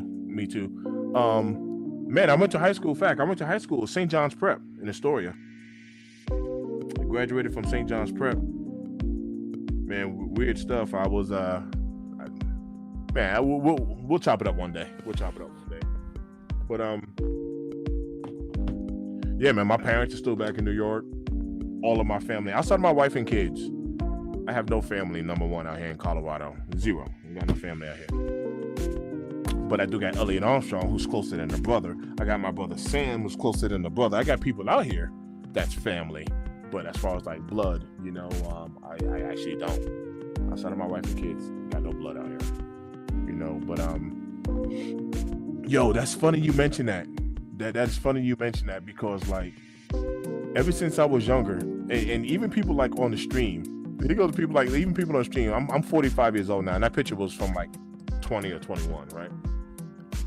People be like, yo, you look like a D-rug dealer. I don't want to say the word on here, but you look like a D-rug dealer. And I'm like, for real? And keep in mind, this whole time, I went to a private school, by the way. I went to St. John's Prep. I went to a private school. And Derek's parents got a real good marriage. All right, anyway. Figured I hit you with a little 8 Mile. But, I've been told like my whole life, like literally, like you look like Latrell Sprewell, you look like Allen Iverson, you look like Will Smith, you look like Dr. Dre, you look like 50 Cent. I've been told I look like so many people, and it's freaking hilarious. So yes, I have been told I look all gangster and thuggish and all that stuff, live in Southside Jamaica, Queens, you know what I'm saying? So yeah, I kind of had to look for the environment, that I lived in.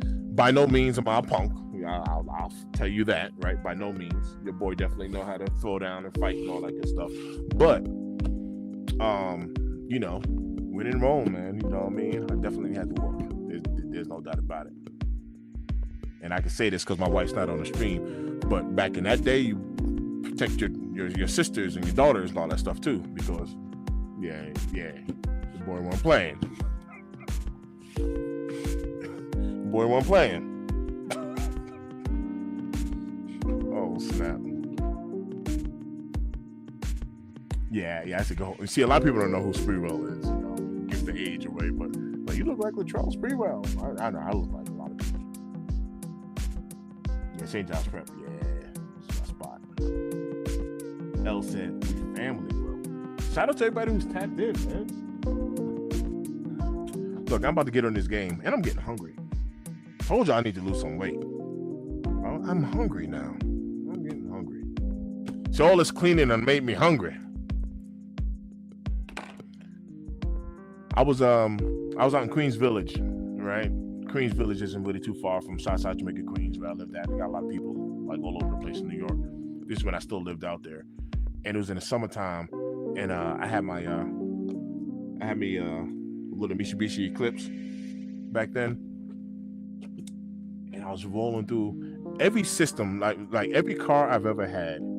I've always had a system. I like loud music. It is what it is. Like I got a BMW sitting upstairs, right? And I got subs in the trunk. Like every car I've ever had, I've always had beats in it, right?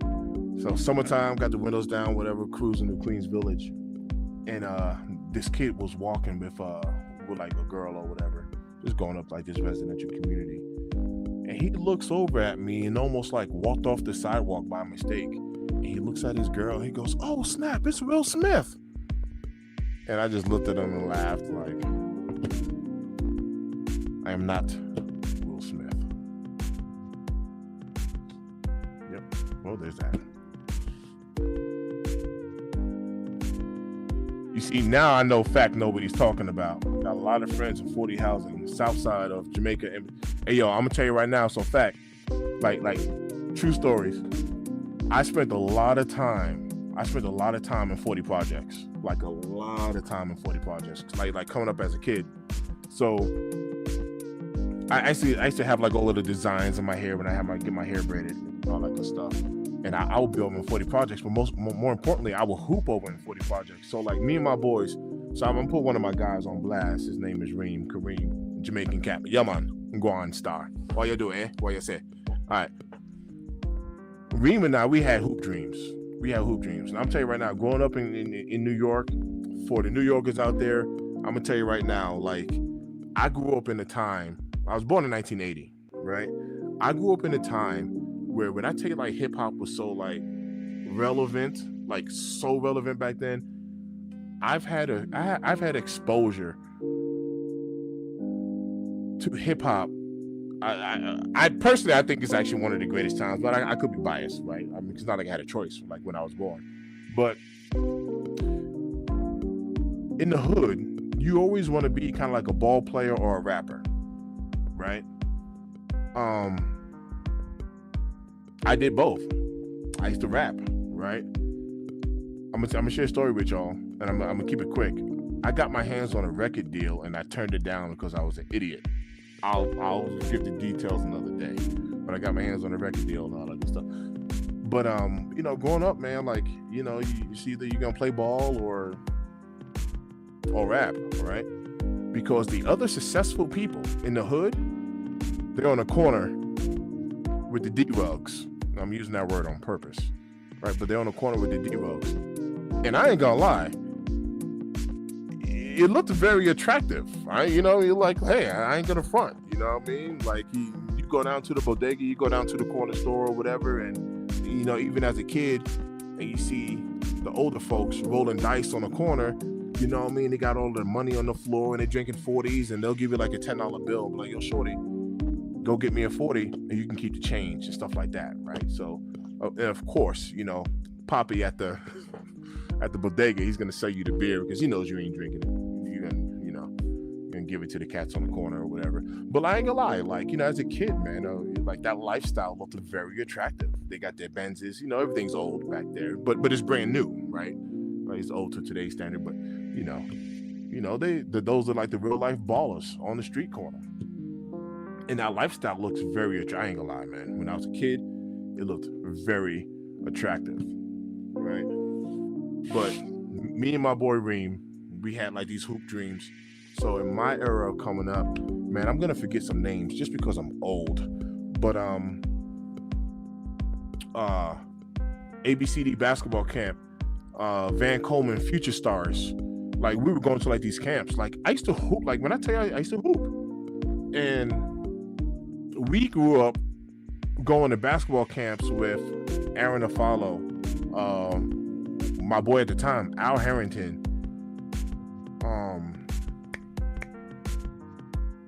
I'm forgetting names, Ron Artest. Let me tell you something about Ron Artest.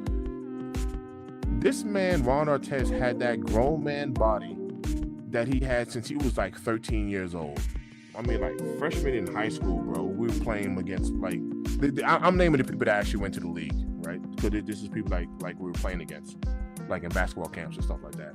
And these are the people that actually made it to the NBA. I'm forgetting names, but anyway, man. Let's see. I already said Aaron Afalo, Al Harrington, Ron Artest. Oh man, dang. But I had hoop dreams, and I used to get my hair braided all the time in 40 projects. I spent a lot of time in 40 projects, like a lot of time, South Side. went to ABCD. So that's what I'm talking about. Fact, yo, we need to connect offline. We need to connect offline because you know what I'm talking about. You know what I'm talking about. And 5-star. You see, you know the lifestyle that I'm talking about, man. This is like that East Coast lifestyle. That's hilarious. He's from Queensbridge. I got so many stories, man. I got so many stories. So, fact, I'm pretty sure you've met like a ton of celebrities as well. Man, like, all right, back in the day, all right, I'm gonna show my age. Back in the day, back in my day, right? Sound like, back in my day, Junior, let me put my teeth in. Back in the day, right? When it came to like celebrities, like when I was a kid, man, I've known LL Cool J for so long, right? Because that man would just be in the hood like that. But it wasn't just him. Like, man, you go to White Castles and you see like LL Cool J, you see like the Fat Boys, you see Russell Simmons, you see Guy, you would see Funkmaster Flex, like at the 4040 Club, you see Jay, man, you would see Nas in the hood. Like, people don't understand, like Onyx, right? Like Sticky Fingers and all of them, like the Lost Boys. I used to party with the Lost Boys.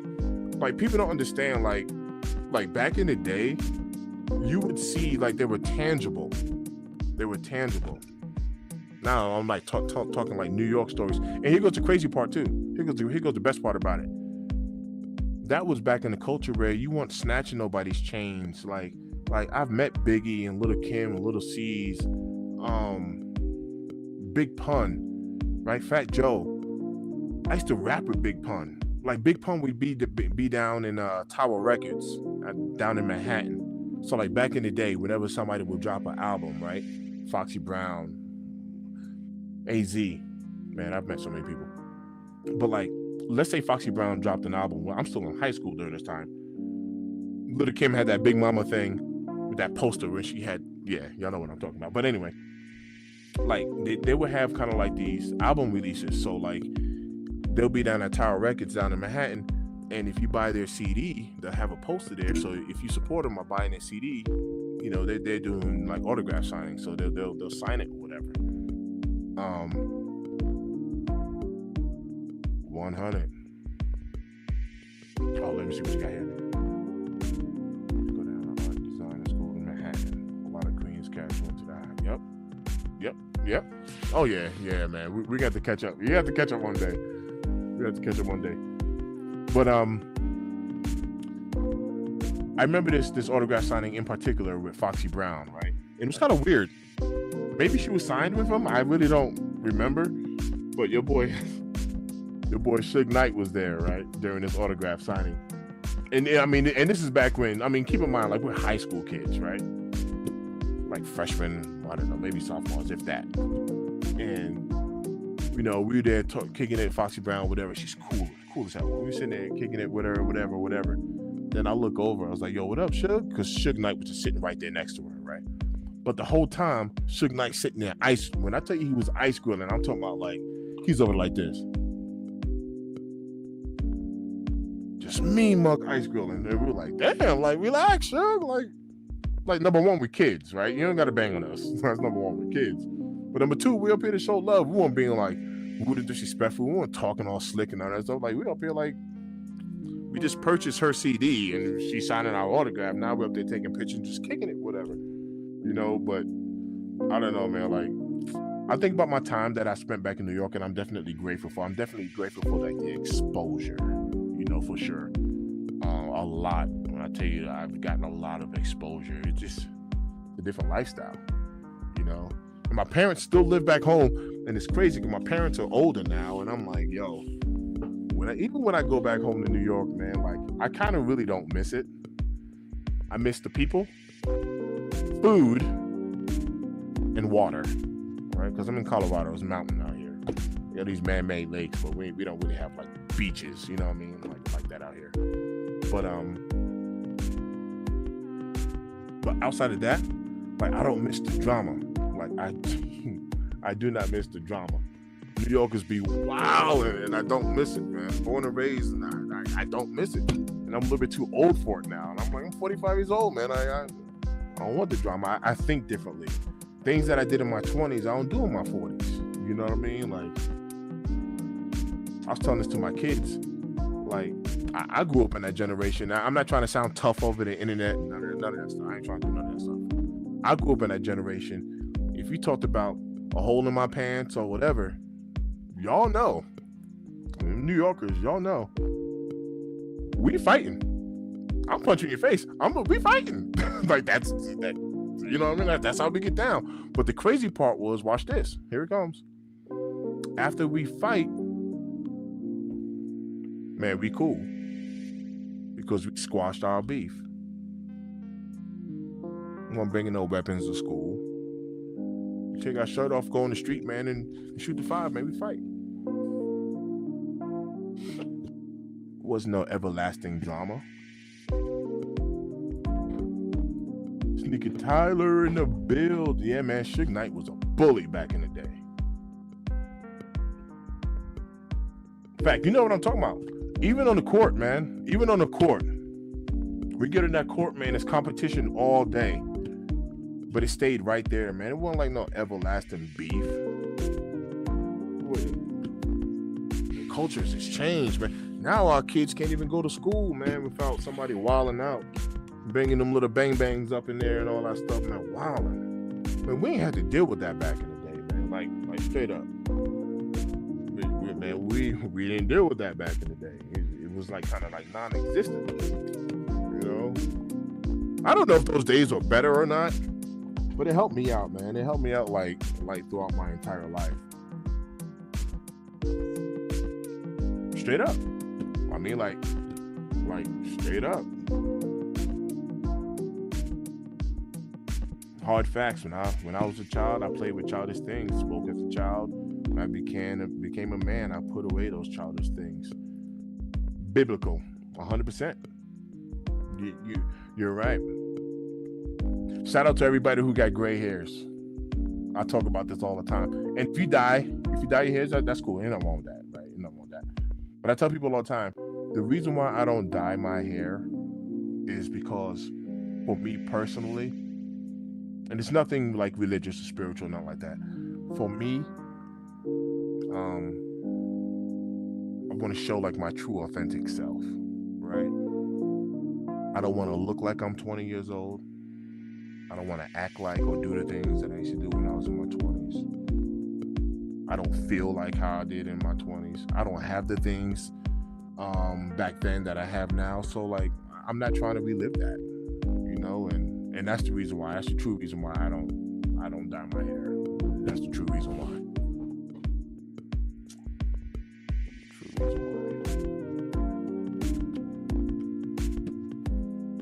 L said, I'm almost there.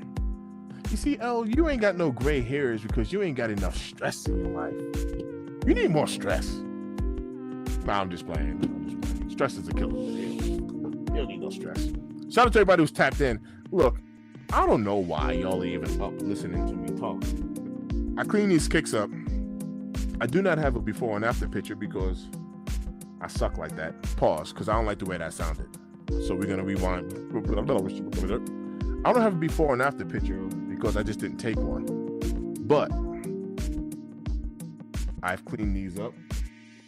I didn't go crazy on them because I'm going to wear them again. But there was a bunch of mud and dirt and other things. A little caca on there. And these joints is looking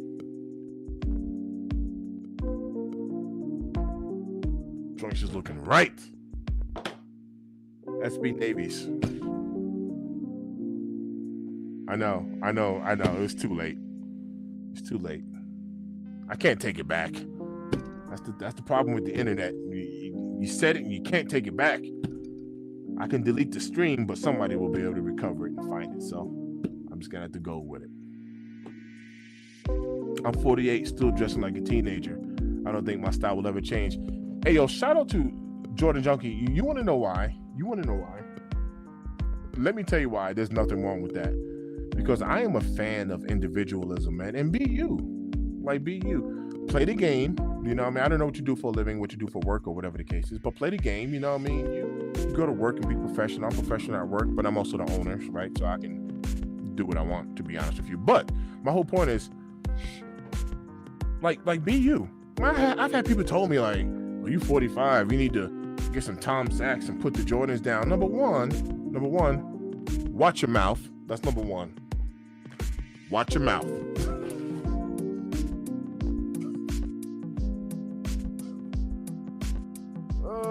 Because I can do what I want. That's number one. Watch your mouth. Hey, Jerome in the house. Watch your mouth. Watch your mouth. Right? But yo, honestly, like on a serious tip, there's nothing wrong with that. Like, man, be you. Be you. You know, when I got to go to a wedding or whatever, I dress appropriately, whatever it is, you know what I'm saying? I ain't gonna lie, I still be wearing Jordans and stuff like that, even at church. But, you know, if a place got like a strict dress code, whatever, I'll adhere to your stupid little rules. And then after that, you know what I'm saying? I turn it right back on. So it's all good. Watch your mouth. All right, fact. Get some rest, brother. It's 4 o'clock in the morning. What you doing? Rest. Rest up. I think I think the guys are gonna go live in the morning. I'm not really sure, but these Awake 5s, these Air Jordan 5s Awake. Personally, if I'm able to cop, I think it makes some good trade bait. I am preparing myself mentally to cop these undefeated 4s retail. That's what I'm mentally preparing myself for. If I can hit on the 28th on Sneakers app, I will take it. I'll be grateful, of course. But I'm mentally preparing myself to hit that resale market for these undefeated 4s, because your boy have not secured a pair yet. Not yet. Teenagers are dressing like us. That's what you gotta understand. Hard facts, man. History repeats itself. I've had the long hair. I had the Kid and Play. We called it the Gumby because that was the cartoon that was out. You know, the all of that. Remember Kwame, the rapper and all that? I've had all of that. We've had afros and, you know, my daughter was wearing bell bottoms. I was like, that's old. We've had all that. J's to death. Look, nothing wrong with it. Let's see. Did you see the Awake 5 slide? They have a giant blow slide in New York Awake, apparently. Yo, that's dope. Yo, that is dope. That is dope. Yep, the claymation. Yep. That is dope. That's what the people out here got it twisted, because the kids got you thinking like it's them dressing like us and not the other way around. No, yeah, hard facts, man. History repeats itself, man. I even tell it to my daughter, man, because I know my daughter's not watching this stream right now, but she does be tapping in. But she would have said something, right? And I be having to tell my daughter's 15. She just turned 15 July 29th. I be having to tell her, like, I let her get away with so much. Like, number one, she thinks she's slick and she's not. Like, you're not slick. That's number one. There's no new sin underneath the sun. You ain't doing nothing. Remember, I've already been 15 years old. I'm 45. 30 years older than you. This is how I have to talk to my daughter. Like, babe, remember, I am 30 years older than you. You ain't doing nothing that's surprising me. You ain't doing nothing that I don't know about. But you think you slick when you're not. So be real. Kick it with me straight. Tell me the truth. Tell me the truth. But you is not slick. You ain't doing nothing I haven't done.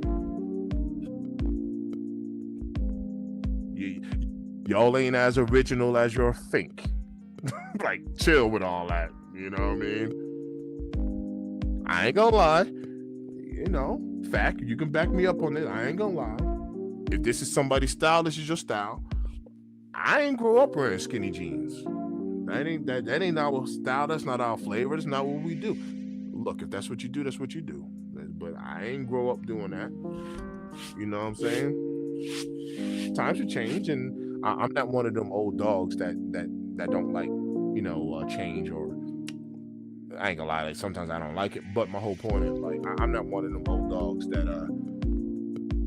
think that everything new sucks, because I don't think that as well. As technology advances and as things change, you old heads out there like me, and I'm only 45. Like, I'm not old. I'm gonna tell you right now, I'm not old, but I'm old compared to these kids, and I'm gonna tell you why. When I was younger, when I was like 12, 13 years old, if you would have told me you were 25, my 12-year-old self would tell you you're old. At 25 years old, I'm like, oh, you're old, right? But then when I became 20 to 25, my old meter, so this is what happens. When you get older, no lie, your old meter goes higher, right? It grows with you. It don't stay the same or whatever. So when you're 12 and someone's 25, when you turn 25, you don't say you're old. Your old meter goes up here now. You're 37, like, oh, you're old. I'm only 25, you're 37, you're 40, you're old, right? So your old meter grows as you get older. So I say I'm old, but I ain't old. I'm actually pretty athletic and all that other good stuff. Tell it to my body, though. Sometimes my body be hurting. But just to show my age, I totally forgot what I was talking about. You're welcome.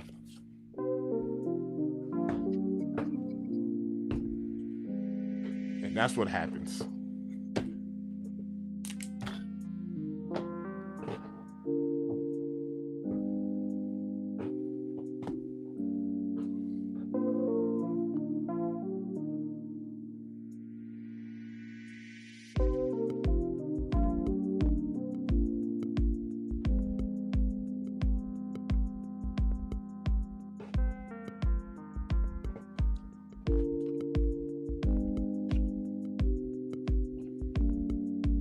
King Midas, good question.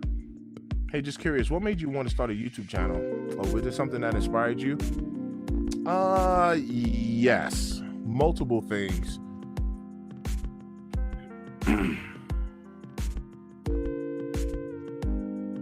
Actually, yeah, multiple. Very good question. So, I have one of those like type A personalities, right? But like I said, I kind of talked about this earlier. You don't necessarily need that to be on social media. Like, just as you are is perfectly fine. So like, be you. You know what I mean? Definitely, I'm a fan of individualism. But the reason why I shared that is, my entire life I've been different, right? Not better. I never consider myself to be better than anyone, but I'm different. And I know I'm different. Anybody that knows me, like truly knows me, they're gonna know like he's different, right? Starting a YouTube channel for me has been something that's kind of came up out of nowhere, right? And I want to share my experiences with others. And in this case, I just happen to be sharing it through sneakers. I could start a drumming. I play the drums, right? I'm a drummer, right? So I can start a drumming channel. I mean, just to be honest with you, I'm not going to do that, but I could. I could start a bowling channel because I'm a competitive bowler. Man, at one point, I actually be a really good bowler. Now I suck, but I tell you why I suck. Because when I don't know why, when I was 40 years old, I decided to do like this whole bodybuilding thing, right? At the age of 40. And I was following all of these bodybuilders, but the difference is, like, I don't use like no supplements or whatever the case is.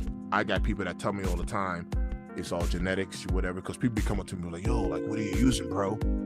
Like, what are you on, bro? And I'm like, I don't use nothing, man. I'm black, all right? That's I'm sorry to say it like that, but it's true. All right, it's genetics, man. Like, I'm a big guy, right? So, anyway, I ended up blowing out my my bicep tendon. So I had surgery right here. I was doing all this natural bodybuilding stuff, and I had me some good size. Like, I was looking really good, Blew up my tendon, I'm talking about bowling. This is where the stories really come down to.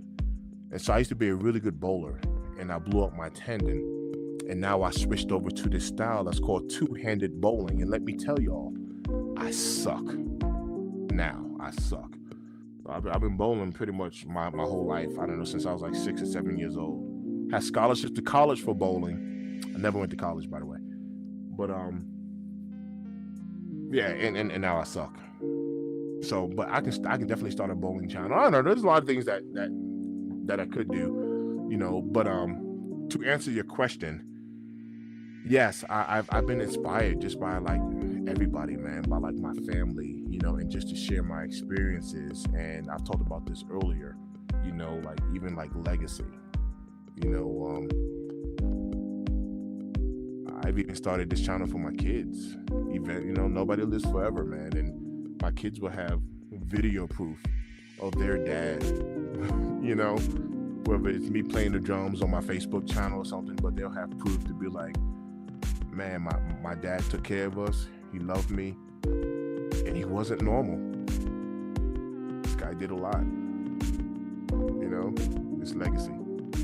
That's important to me, you know, at this age. I guess I just get to enjoy the stuff in the process, you know what I mean? But yeah, man, legacy. Get to have some fun. Another thing I like about YouTube in particular, like I told y'all, I am a business owner. But even when I'm working, I have to be professional.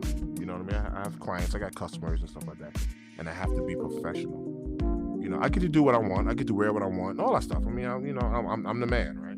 But respectfully so, my customer is my boss, right? Whoever pays me money,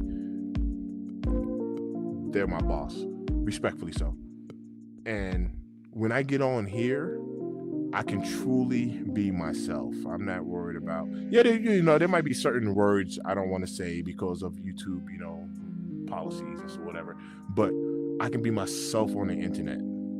Like what you see right here is what you get. If you ever met me in person, if you were ever at a sneaker con, you know, and it was like, yo, Mr. Think, what up? I'm not gonna be like, hi guys, nah, like this is me right here. You feel me? Like I'm gonna be like, yo, what up? You know what I mean? Take pictures and all that stuff, and sit down and eat too. Like I'm very tangible. Like, you know, I'm very relatable. But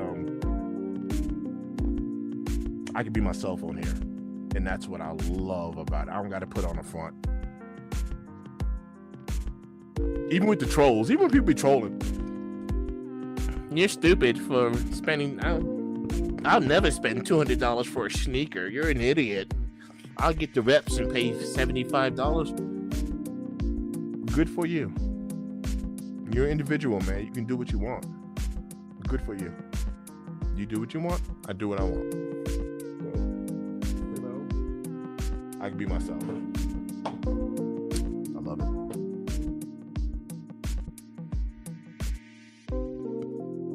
Making videos have helped my confidence a lot. Tyler, let me speak about that real quick.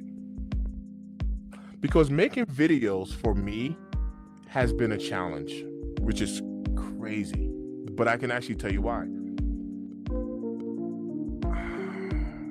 I could play the drums in front of an auditorium, a church, big mega church, whatever, right? No fear, because I'm a people's person. You could put me in a room full of strangers. I'm the guy that walks around and get to talking to everybody. Hey, what's your name? What do you do for a living? Blah, blah, blah, blah, blah. Tell me something about you. What's your favorite color? What do you like to do? You play any sports? You're a gamer? Whatever. That's me all day long. That's me all day long. Let me tell you what's difficult. Talking into a camera.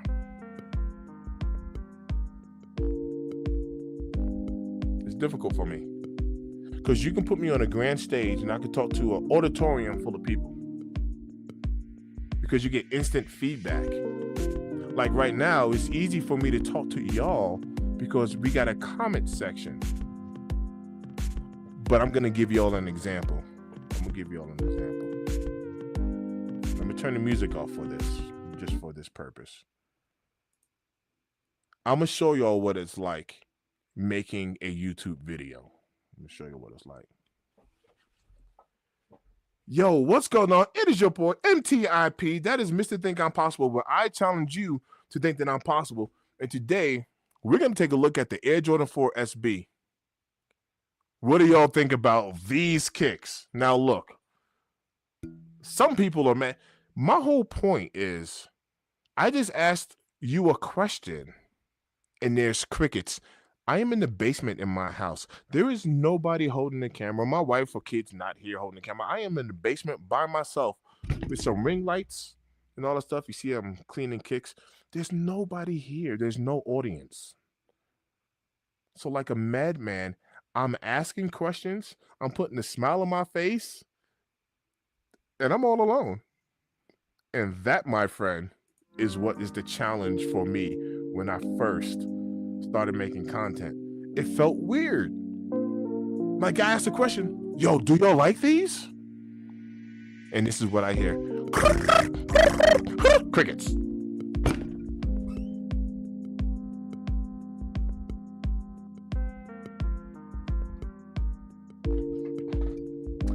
Absolute crickets.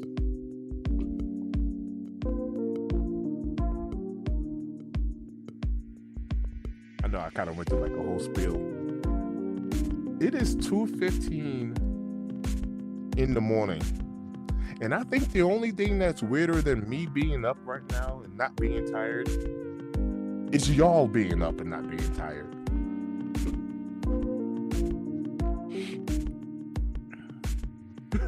At least I wish I could talk to someone that ain't even here. You know? I know that's like the hard that was like the hardest part for me, man. I'm over here talking to myself. Now the good part is after you make some content and release that video, then people will go in and leave a comment. So now here comes the interaction. This feels a little bit more human-like. But man, I'm out here talking into a doggone camera, man, by myself. Asking questions where I ain't getting no answers to. Like a weirdo. I'm just saying. I'ma say it. I'm out here talking to myself. You know what I mean? Having all that excitement when you ain't getting no feedback. Even if somebody was holding the camera, at least if somebody behind the camera shook their head and agreed with me, or was like, yo, do y'all like these? If somebody behind the camera was like, oh, those are ugly, I'll be like, well, the cameraman don't like them. Camera woman don't like. It's immediate feedback. That's interaction. Nope. I am talking to myself. Yeah, that's crazy. Hard facts, it's like talking to yourself. I do that a lot as a delivery driver. Am I going crazy? And the answer is no. You're not going crazy because you're already there. You're already crazy. Crazy's gone. Crazy's here and gone. You ain't going nowhere. You there. You have arrived, my friend. Welcome to the club. You ain't going nowhere. It's here. You're welcome. Yeah. Ain't nobody told you that, huh? It's here. Nah, I'm playing with you. I'm playing. Oh, man. King Mighty said, my biggest regret is not starting YouTube sooner. I let fear and self-doubt hold me back, constantly worrying about what others might think. Now I can care less what people think. Oof. I'm trying to tell you. That's huge.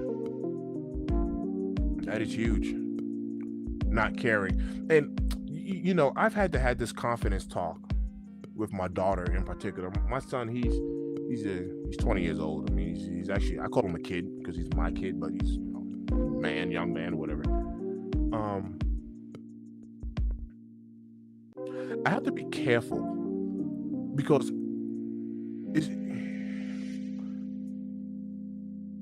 it's easier for older people to say, well, I don't care what nobody thinks or whatever. And I'm gonna be honest with you, low key, to keep it 100, I'm kind of like a low key rebel. Like there's certain things that, you know, like, I don't know, like I don't do and all that other stuff, right? I'll give you a prime example. If something is trending heavily, like let me put you this way. If there's something that a lot of people are doing, I'm gonna tell you right now, I'm a low-key rebel. I will not do it just because everybody is doing it. That's just the way I am. I've always been like that since I was a kid, whatever. If everybody's going left, I'm going right. I ain't no fool though. I'm not an idiot. If there's a fire or an emergency or something like that and you need to go left in order to escape, I'm going left and I'm gonna escape. But I'm just talking about like just in general, right? So I don't really care about what other people think as well, but that's only to a certain extent. So to clarify that, because I had to tell this to my daughter, like, baby, like, who cares what other people think? But we do care what other people think. Like, just give an example. I got a YouTube channel, right? I'm trying to be successful on this platform. If I don't have no audience, I don't get no views. And if I don't get no views, I don't get monetized. If I don't get monetized, I don't make money doing something that I'm passionate about. So there's a part of me that do care. I do care what you think, right?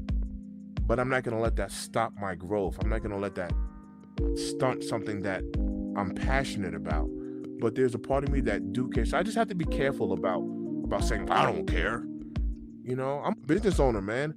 I got a moving company. If nobody calls my phone and I don't do no moves because people don't like me, that's going to impact my finances. I got a mortgage to pay, man. I'm sitting inside of a house right now. Right? My wife works. My wife makes good money. Right? But we're in this thing together. I mean, it's weird. I don't care what you think, but I do care what you think. You see where I'm going with this? Like, if that makes sense, right? But I do understand the context of why you said that. Correct. You do what you do. And, if somebody's not on board or on track with your goal or your vision, that's why it's your vision. You move forward. It's all good. Who cares if someone's like, oh, you stupid. That ain't never going to work. And you can't do this and you can't do that.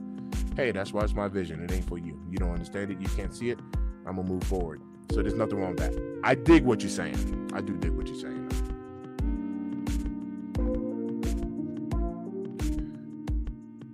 All right. Rim says, spit some bars, bro.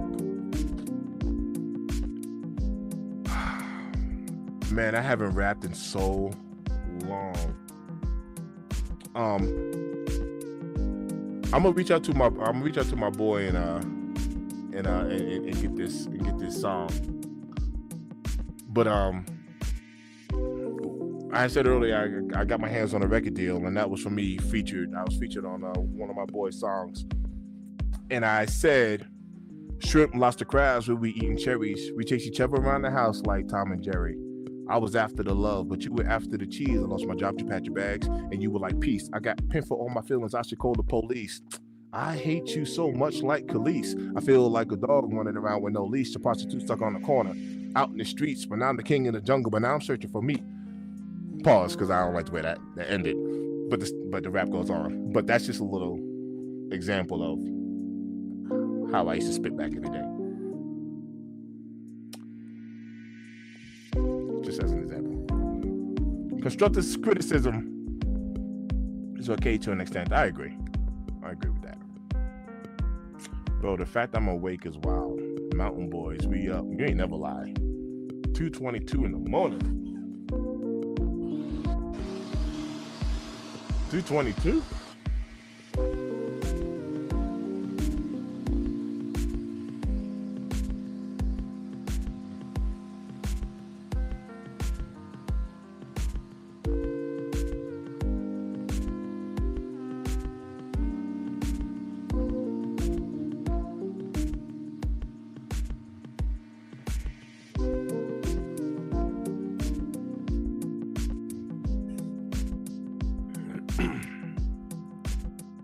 Who is your favorite? Man, I got a couple of favorite rappers, to be honest with you.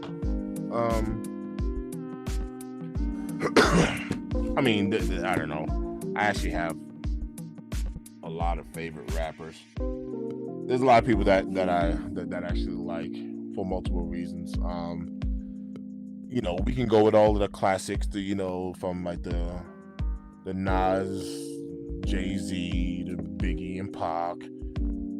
We can go further back, deeper, like Kumo D and Rakim, which I happen to know Rakim.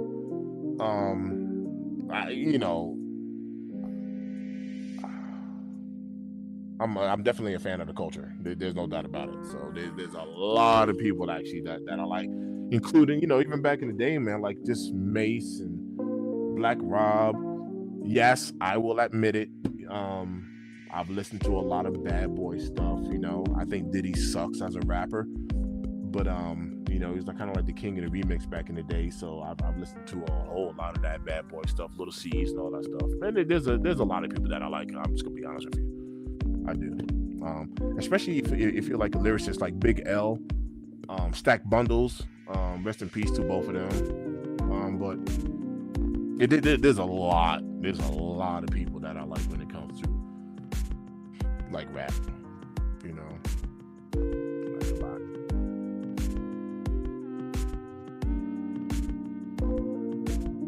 He said hashtag bars. Well, I can trace you like a tracer. Pencil, I'm eraser. I'm the alcohol, the citron. You the soda, you just a chaser. Your girl, I'm about to blaze her in the back of a blazer. And if you God's property, then it must be Hellraiser. I'm the perfect image. I could pick up both in buildings. I'm a stronger dude like Popeyes, Papa Spinach. Got more lines in my rhyme than the fiends snorting coke. I can crack you open, discard you like an egg yolk. I'm like a pussy choke. So it's harder to breathe. But that bullet jams in the gun, so it's harder to squeeze. Just to catch a breeze. Whoops, here comes the D's. You want to top speed. Open manhole, toss the trees. All right, I'm gonna stop. Man, I haven't rapped in so long, man.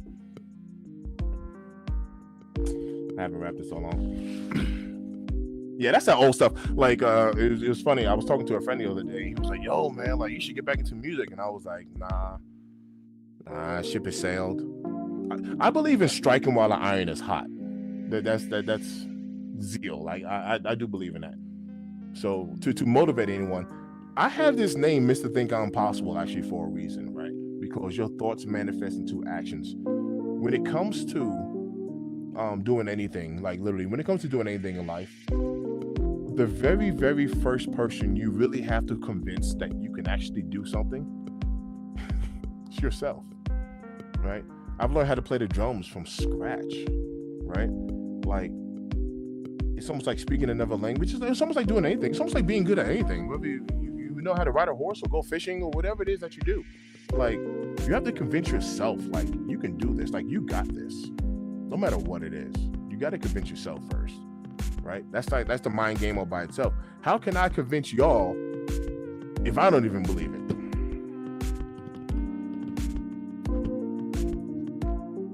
Correct. I am possible.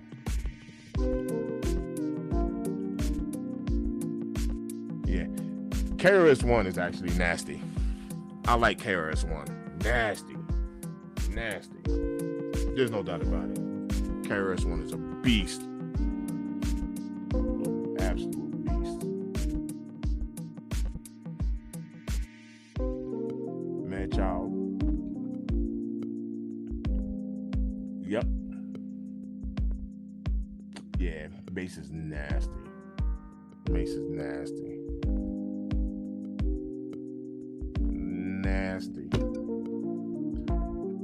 All right, y'all. I am not sleepy. This whole time I actually could have been cleaning more kicks. But the conversation was actually so good. Man, what's so crazy? I didn't even plan on talking tonight. I was really just going to put some music on and just clean up some kicks. I cleaned up my SBs. I got some more sneakers I got to clean for this back to school shoe drive that my barber is doing. He's giving away a bunch of kicks. And I told him he got some used pairs. And I told him I clean them up for the kids so they can be looking sharp and looking crispy. They got that drip. You don't got to go back to school dry. He said, drink some more coffee. What's crazy is I am not a coffee drinker. Crazy part. I've had coffee before. I drink coffee for the taste, not for the energy. I'm one of those like high energy, self-motivated person, man. Like, I be having energy for days. You would think that at my age I'll be slowing down, and now, no. I got guys that work for me, right? I got employees that work for me, and I got like these 22-year-old kids. So I'm like, man, I got a son your age. And they're like, oh man, my back hurt, I'm tired, my feet hurt, whatever. And I'm like 45 years old. I'm like twice your age, and I'm out lifting you. I'm stronger than you. I'm faster, and all that. Like, I'm like, man, these kids nowadays, man, like, what are y'all doing? That ain't all kids, but I'm like, man, over here complaining. My whole body hurt, and I'm still moving. I'm old. I ain't that old, but still, y'all know what I'm trying to say. He said, I'm cleaning the crib, staying up too. Yo, L, stop. Because you know how we used to do back in the day. You know how we used to do back in the day. And then, like, besides, like, if I was to, like, honestly, if I was to get back into, like, rapping, man, I'd probably, no lie, do more, like, Christian rap or something like that, or more of, like, a positive flow rap. Because, you know, the thing about music is, told y'all I went to a private school, but I lived in the hood. So that's the, you know what I mean? So, like, I'm the youngest out of 4 kids. My older brothers, man, they spent a lot of time in prison. So I rapped about things that I was exposed to. I had a lot of exposure. Don't necessarily mean that I was doing it, but I had the exposure to it. So I had exposure to, you know, a lot of stuff. So, which I was able to, you know, put into raps or whatever. He said, we awake for them 5s. Hey. Yep. Yeah, it is, man. There's a station I listen to out here. What is it, 97.3? 97.5, something like that. But yeah, man, yeah, there is some Christian rap that got like some tough beats and all that stuff. It's actually pretty dope. It is pretty dope. Yo, man, shout out to everybody who was tapped in, man. It's kind of crazy. I don't think I've ever been on a stream this late. And y'all out here just, yo, speaking of Walmart, I don't want to forget this thought. My local Walmart is completely sold out of the Ava. It's 5,000. Yeah, everyone's buying them for back to school. I've been hearing about this. What are these shoes going for? Like $20, $30? Like, everybody's talking about these kicks. Everybody's talking about them. Yo, Tyler, Sneaky Tyler. Your video with the shoe display, right? I want to make sure I didn't forget this thought. Yeah, Lecrae is nasty. I ain't gonna lie. Lecrae is nasty. I went to Walmart and I went to multiple Walmarts. I could not find like that whole sneaker display joint. Like 2 for $12 or $15, whatever it was. I couldn't find these joints, man. Do they have them at Walmart still? Where you at? Let me know. If I got to Cash App you some money or whatever, or maybe I got to order it online. I'm not sure, but I could not find that whole little sneaker display joint. Couldn't find it.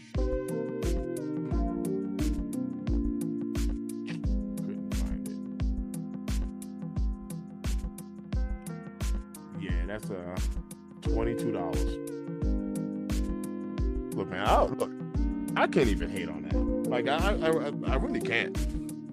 I really can't. If kids are going back to school looking fresh, and if that's what they want, man, give it to them. Man, give it to them. I can't even hate on that.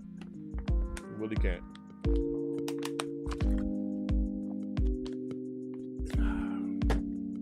I really can't.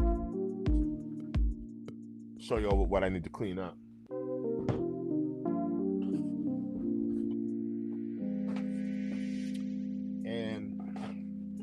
Reality behind it is, if I'm gonna be on here, I might as well clean them.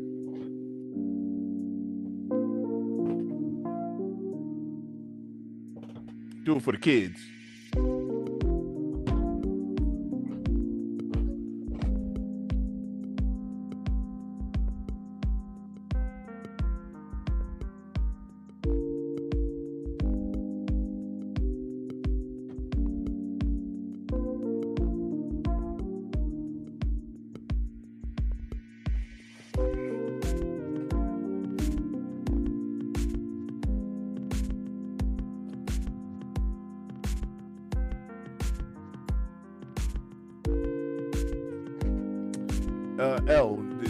Yeah, interesting to think about who starts these trends.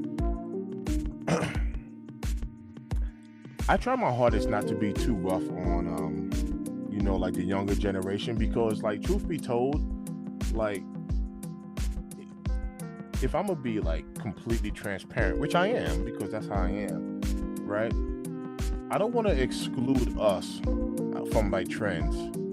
You heard me say earlier, like like even these Jordans that I've had a lot of these kicks back in the day and threw them away or whatever, and now I get to accumulate them again.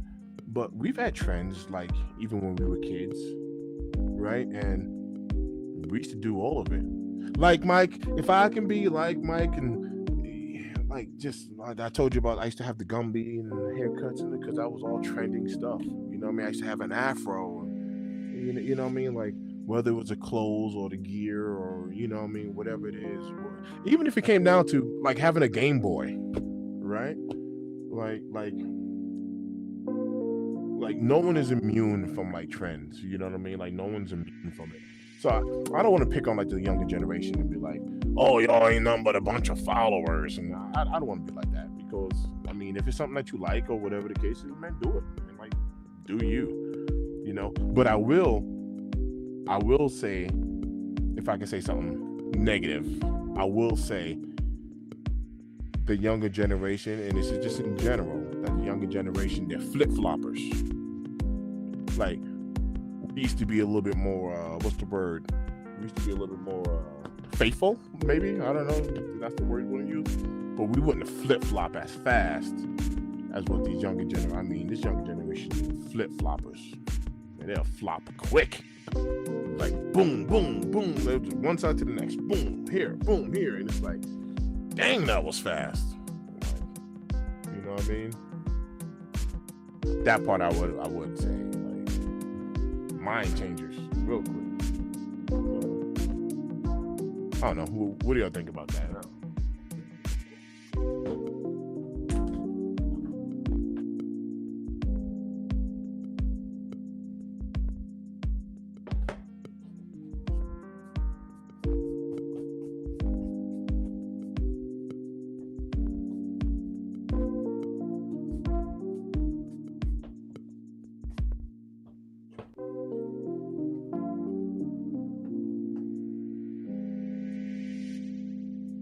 It's not about quality, it's about clout. If TikTok says it's hot, it sells.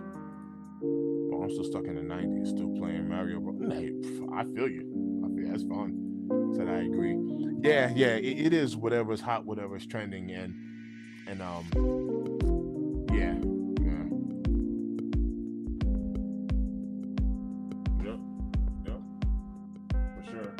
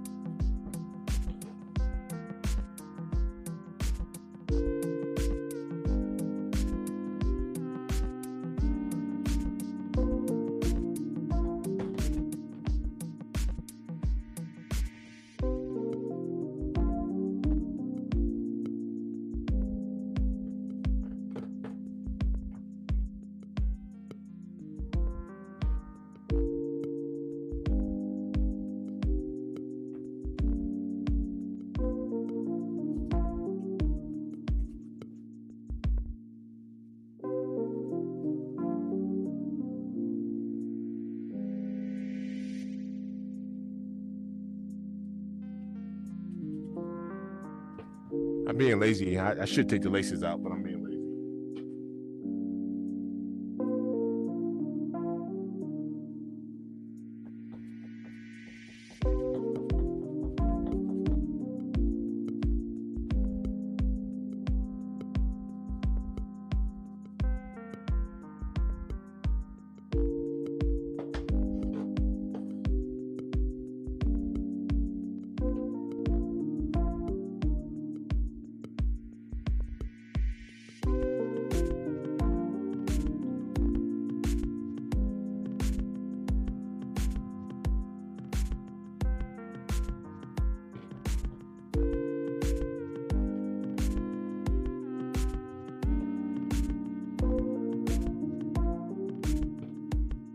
Man, I should have showed y'all actually before. There's some black spots all over the tongue here.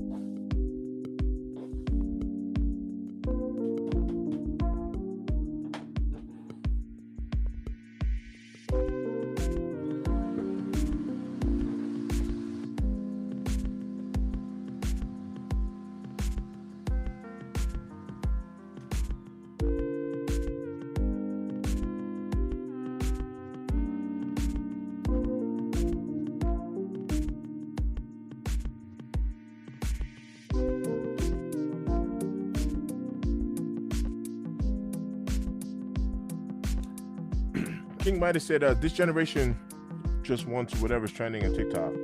If it's hot, they're on it. No originality, no backbone. Honest, the people have gotten so soft. Yes, yes. And here goes the craziest part about that. I grew up in a. You go to crazy. All right, let me formulate this the right way. I'm guilty of spoiling my kids, right? Because I'm guilty of kind of making it a little bit too easy for my kids, which in turn have kind of turned them a little soft, maybe a lot soft, maybe. But that's just because I want to expose them to things and give them opportunity of things that like I've never had, right? But I also think that I grew up, no lie, I grew up in like a child abusive type of experience as well. Let me tell you what that means.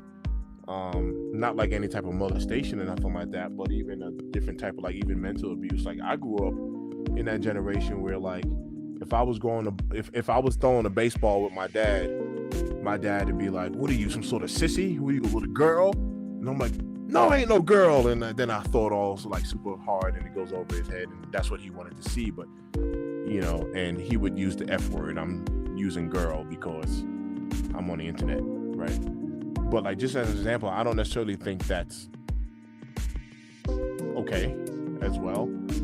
You know what I mean? Like I used to get beat oh my God, when I tell you I used to get a whooping, I'm talking about like take your clothes off, lay down on the bed, and my dad will whip me with his police belt. It's child abuse, man. Like that's not okay, right? Leave whelps on my back, right? Like so. I don't think that's necessary, right? So my whole point is like I grew up in like this super strict, like, you know, militant style ass whippings.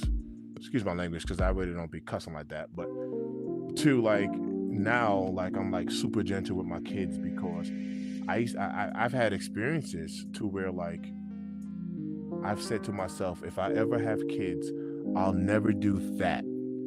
I'll never say that to them. I'll never do that to them. You know what I mean? So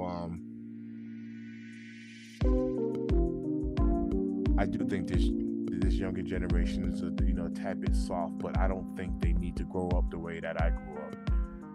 And I know I'm not alone. I mean, you know, But watch this. But watch this. Here goes the craziest part for me to admit this. My dad has raised me in such a way. He taught me how to play chess at a very young age, right? I'm an analytical thinker. So, like, I'm not going to sit here and complain about, you know, oh, I've had it so rough, because if it wasn't for that, there's a lot of things that I've experienced in life that I probably wouldn't have been able to even mentally push through if it wasn't for that fortitude that I've been given, you know, by that rough lifestyle, if that makes sense. And I'm a tough cookie, man. I've been through a lot of things in life, like, so I'm grateful for it, but I still think it was unnecessary. That's the best way I can put it.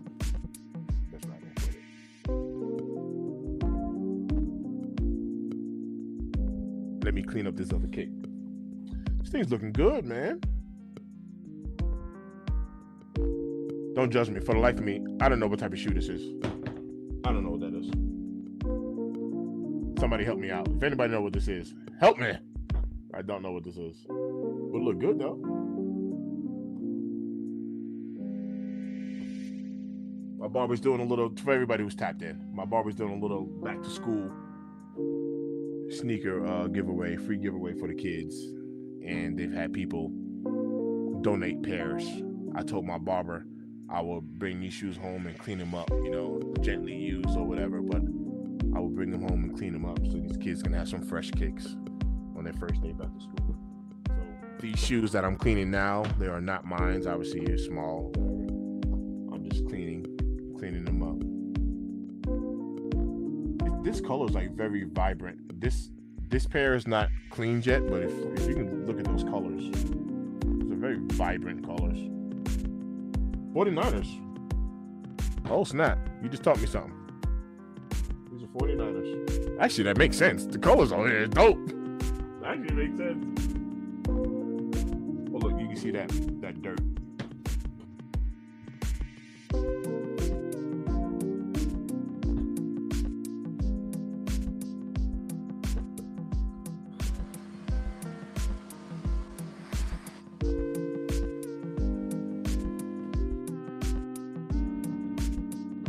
Makes a lot of sense, actually.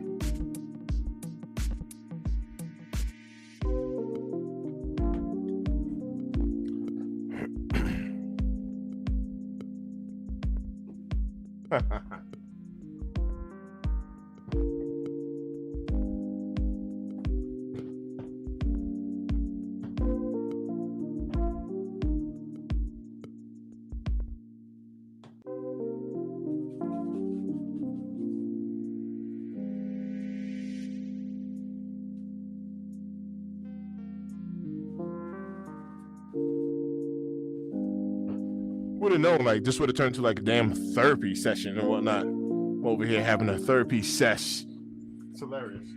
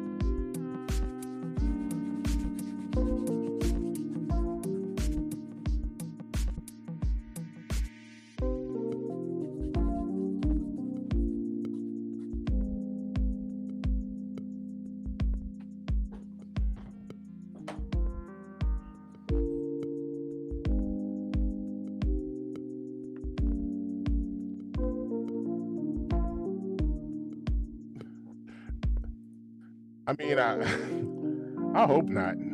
I shouldn't be on that long. If I do, I need help. You know what? If I stayed on the live stream this late, like this long, I will probably play hooky from church. And then I'm going to call my pastor and tell him it's all Sneaker Tyler Radio's fault. That's right, I'm a snitch. No, I'm just playing.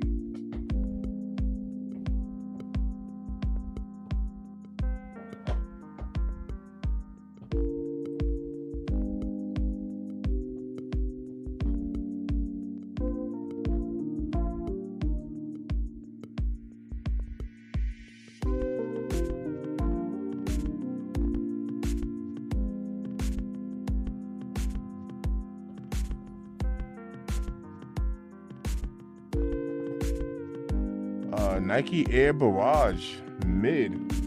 You just taught me something. Let's see.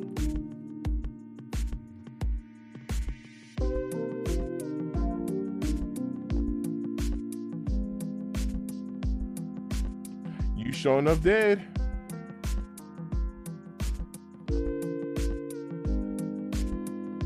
Yo, wait.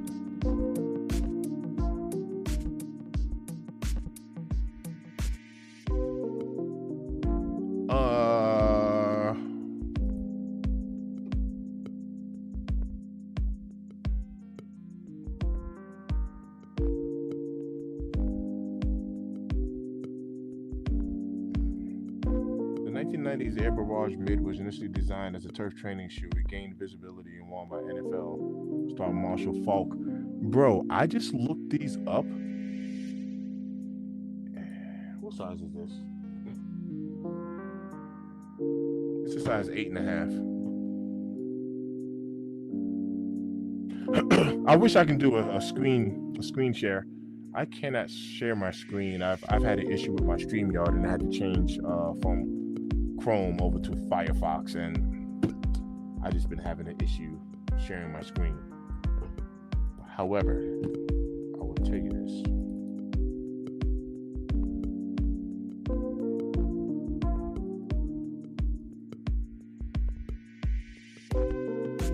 Thanks for that.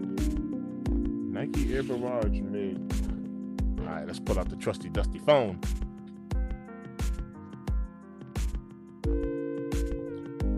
He said the background music got him vibing. There's another one I like on here. Which one is it? Daydreaming? Oh yeah, that one right there. Yo, King Midas, I'm seeing that. That's why I'm looking. That's why I'm looking it up right now. It is somewhat of a grail. I'm like, is this a $500 sneaker? What we got here? I don't know nothing about. That's exactly what I'm looking up. Somebody about to get blessed. I mean, it ain't no box to it, but still, just the mere fact of you got this kick, man. Somebody's about to get blessed. That's dope. Good for it. Good for them. That's dope.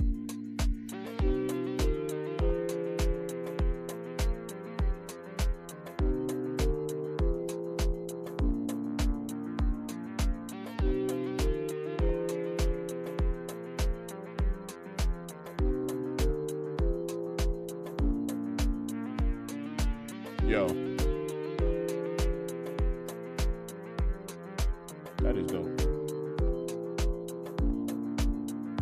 Alright, they don't have no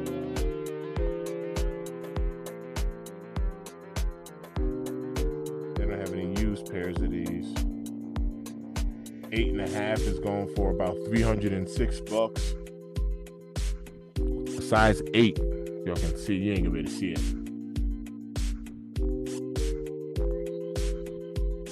$10.47. Yo, Plenty. I didn't know what this shoe was, fam. Like straight up, I had no clue what this was. Plenty said I still need a pair of Barrages too. Too tough. Yo, fam.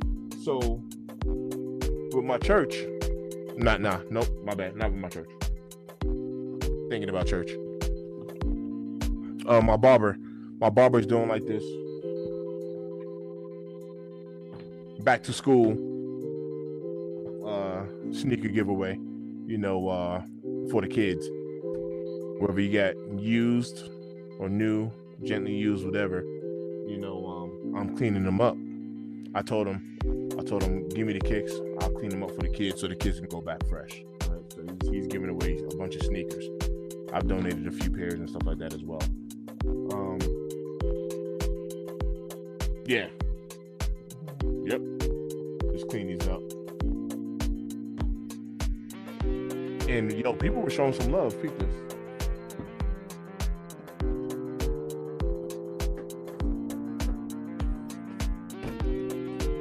People were showing some love, man.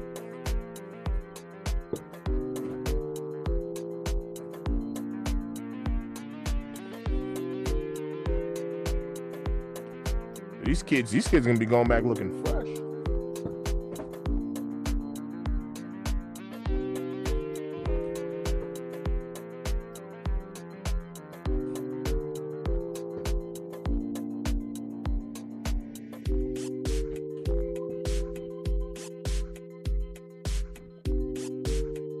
Lenny, what are you doing up, sir? That's the question. Why is you awake? So early in the morning. 14s are dope. He said, I got a pair in mid-1990 Air Bars. Maybe was initially designed as training shoe. Wow, the Barrages was one of the first pairs of kicks I was introduced to when I started collecting. They only retroed a few times, shaking my head. That is impressive. I literally just learned something.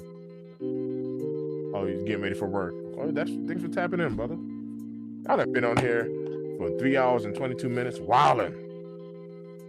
I was like, maybe just clean up some cakes.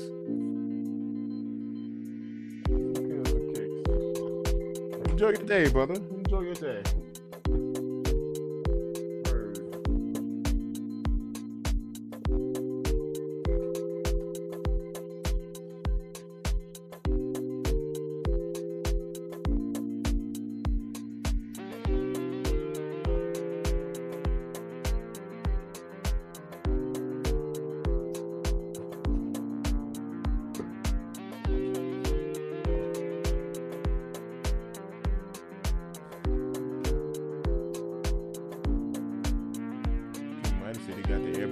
Raptors.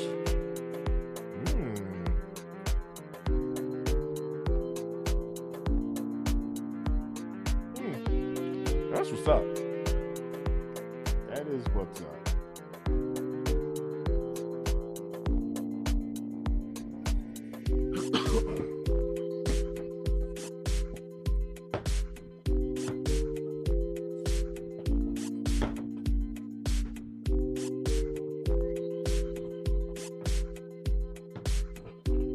Shout out to everybody who stopped in. Shout out to you.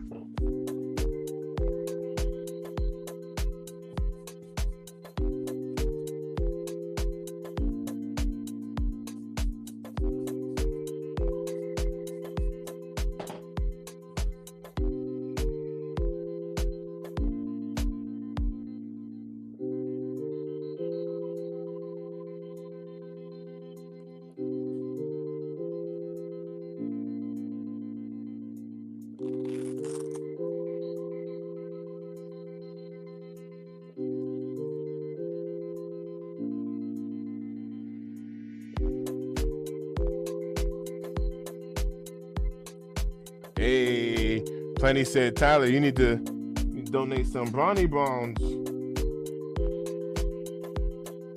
the kids.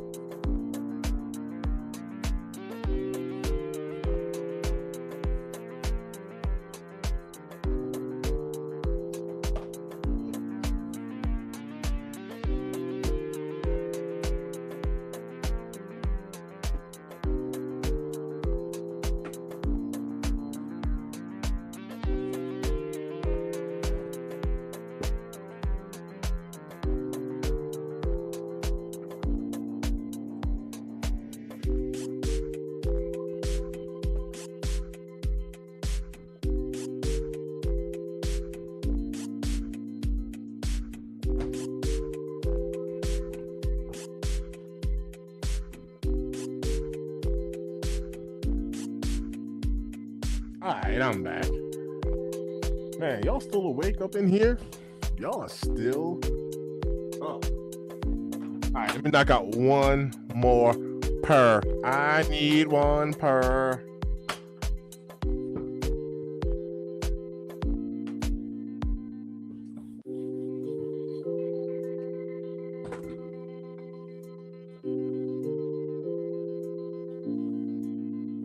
Let's get one more.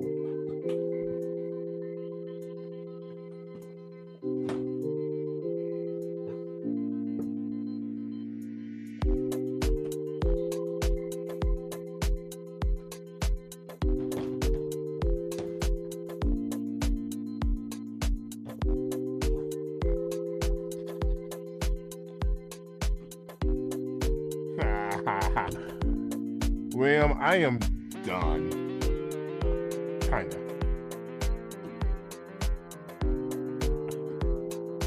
Nah, that's fine. It's good stuff. Appreciate you, L. What are you doing, man? Are you working? Are you working right now? What's today? Saturday? Sunday? Yeah, what are you doing? What's the plan for giving away the sneakers? Is it going to be a raffle based on good grades or something else? That is a good question. Like I said, my barber is the one that's actually hosting this event. I just pitched in by getting a couple of pairs over to him, and last time I was up there, I just took some pairs away, to clean them up. I told him, I was like, I'll go ahead and clean them up, but I don't know what his plan is on how he's going to do it. If it's going to be on some like first come first serve type of deal or what have you, But I do think it's dope that he's giving back to the community. Super dope. What I've been spraying on there, this stuff called suede butter, and it smells, man. It smells like amazing, like this suede butter. I got it from this cat. I follow him. He does a bunch of good YouTube videos. He's a content creator. His name is called No Regrets. It's like No Regrets Shoe Cleaner, and he does like restorations and all that stuff too. Tapped into his channel. I found him, I don't know, about a year ago or something like that, and he does like some really good cleanings. So purchase this product. I don't know if the camera's gonna pick it up with some scuff marks. Yeah, you can see it a little bit. Scuff marks right there. That eraser will get all that out. Other than that, these actually don't look bad at all.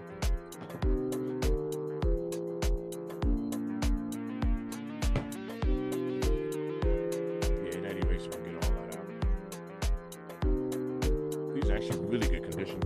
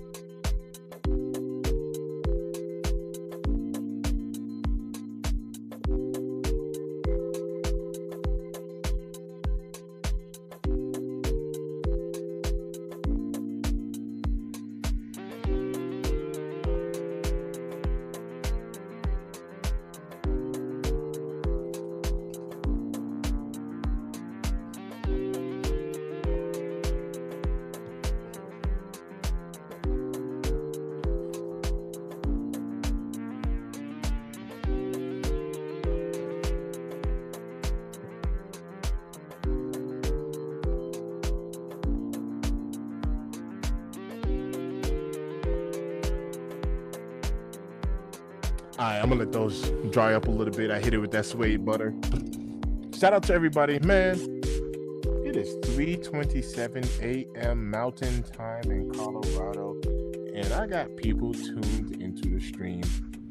That is crazy. My phone is about to die.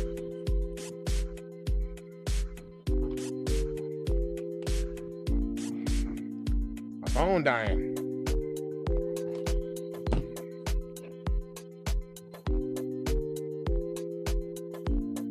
Need some juice. My phone not charging. My phone's old.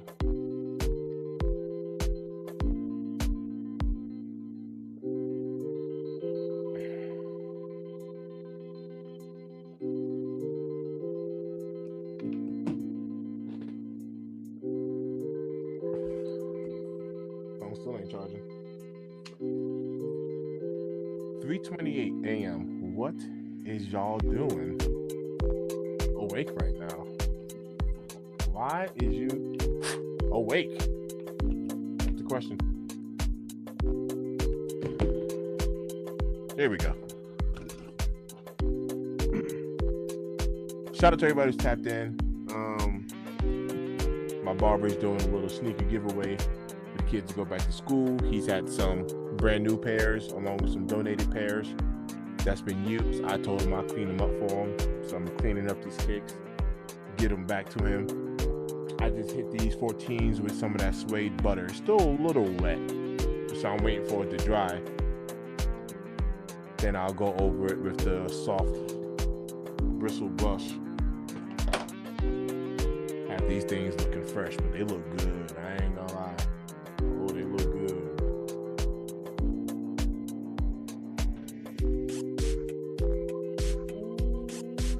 Crispy! Hey, these kids gonna be going back to school looking fresh. Just gonna let that dry up a little bit. Shout out to everybody who's tapped in. What up? What are y'all doing? It's 3:30 in the morning, depending on where you at. Mountain time.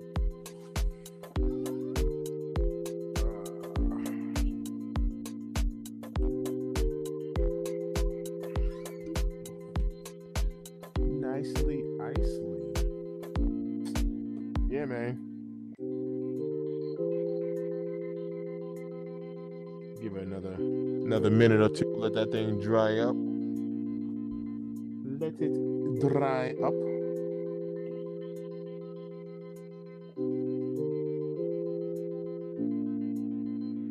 Got a couple of back to school kicks. Some kids are gonna be happy.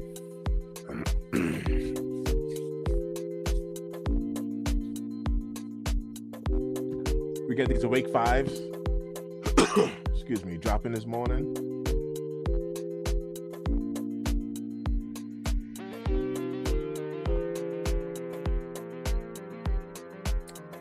It is 3:30 a.m. Sunday morning. What am I doing? What are you doing? It is. It's in mountain time. Mountain man.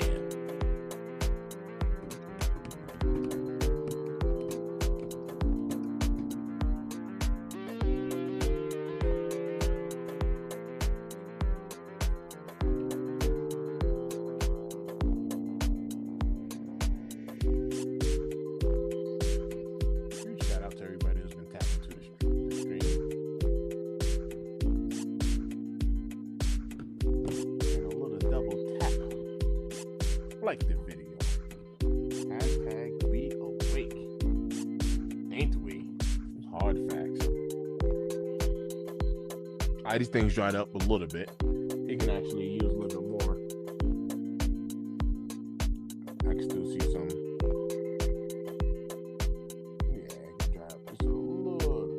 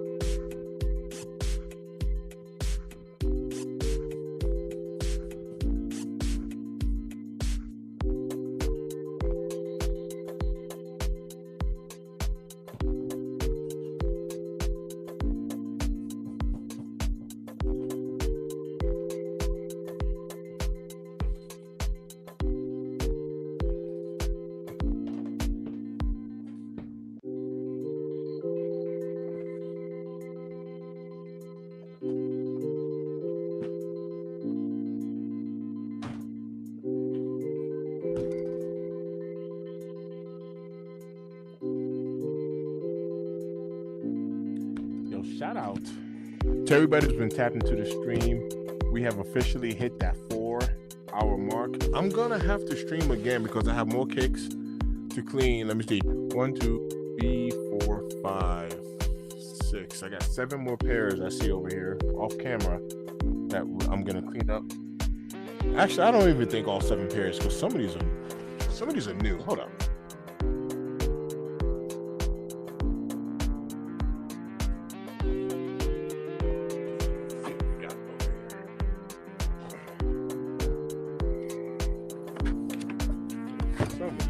I don't think all of these are used. Not these are used.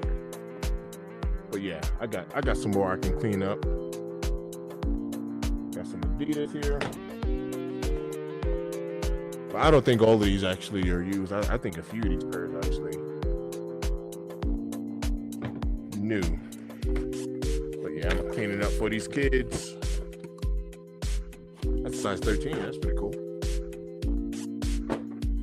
But yeah, man, shout out to everybody who's tapped in. It's 5 a.m. on the East Coast time. Maybe. I guess you could be in like Puerto Rico or something. But yeah, shout out to everybody who's tapped in. It's always love on this end. It is 3:36 in the morning, and I am not even sleepy. That's crazy. So I think I'm going to play my game for a little bit. Chill out, go to church in the morning. Make sure you tap into One Pair at a Time podcast. You get to see me, Purple Haze, J Elevate, Lewis at Wear Your Kicks 26. Shout out to Sneaker Talent Radio. Thack, King Midas, Elliot Armstrong, Plenty Hardaway, Kicknology, everybody who tapped into the stream. I appreciate y'all. I'm gonna get back on. Maybe after church, maybe in the afternoon. We got these Awake 5s that's dropping this morning as well. If y'all are going for them, I think that's gonna be for me personally, I think it'll be a good trade bait shoe. This is all preparation for me to cop those undefeated 4s. If I have to hit the resale market, I will have some trade bait for it. In the meantime, man, it's always love. I appreciate everybody who tapped in. I'm gonna chill for a little bit, but it's always love in this end.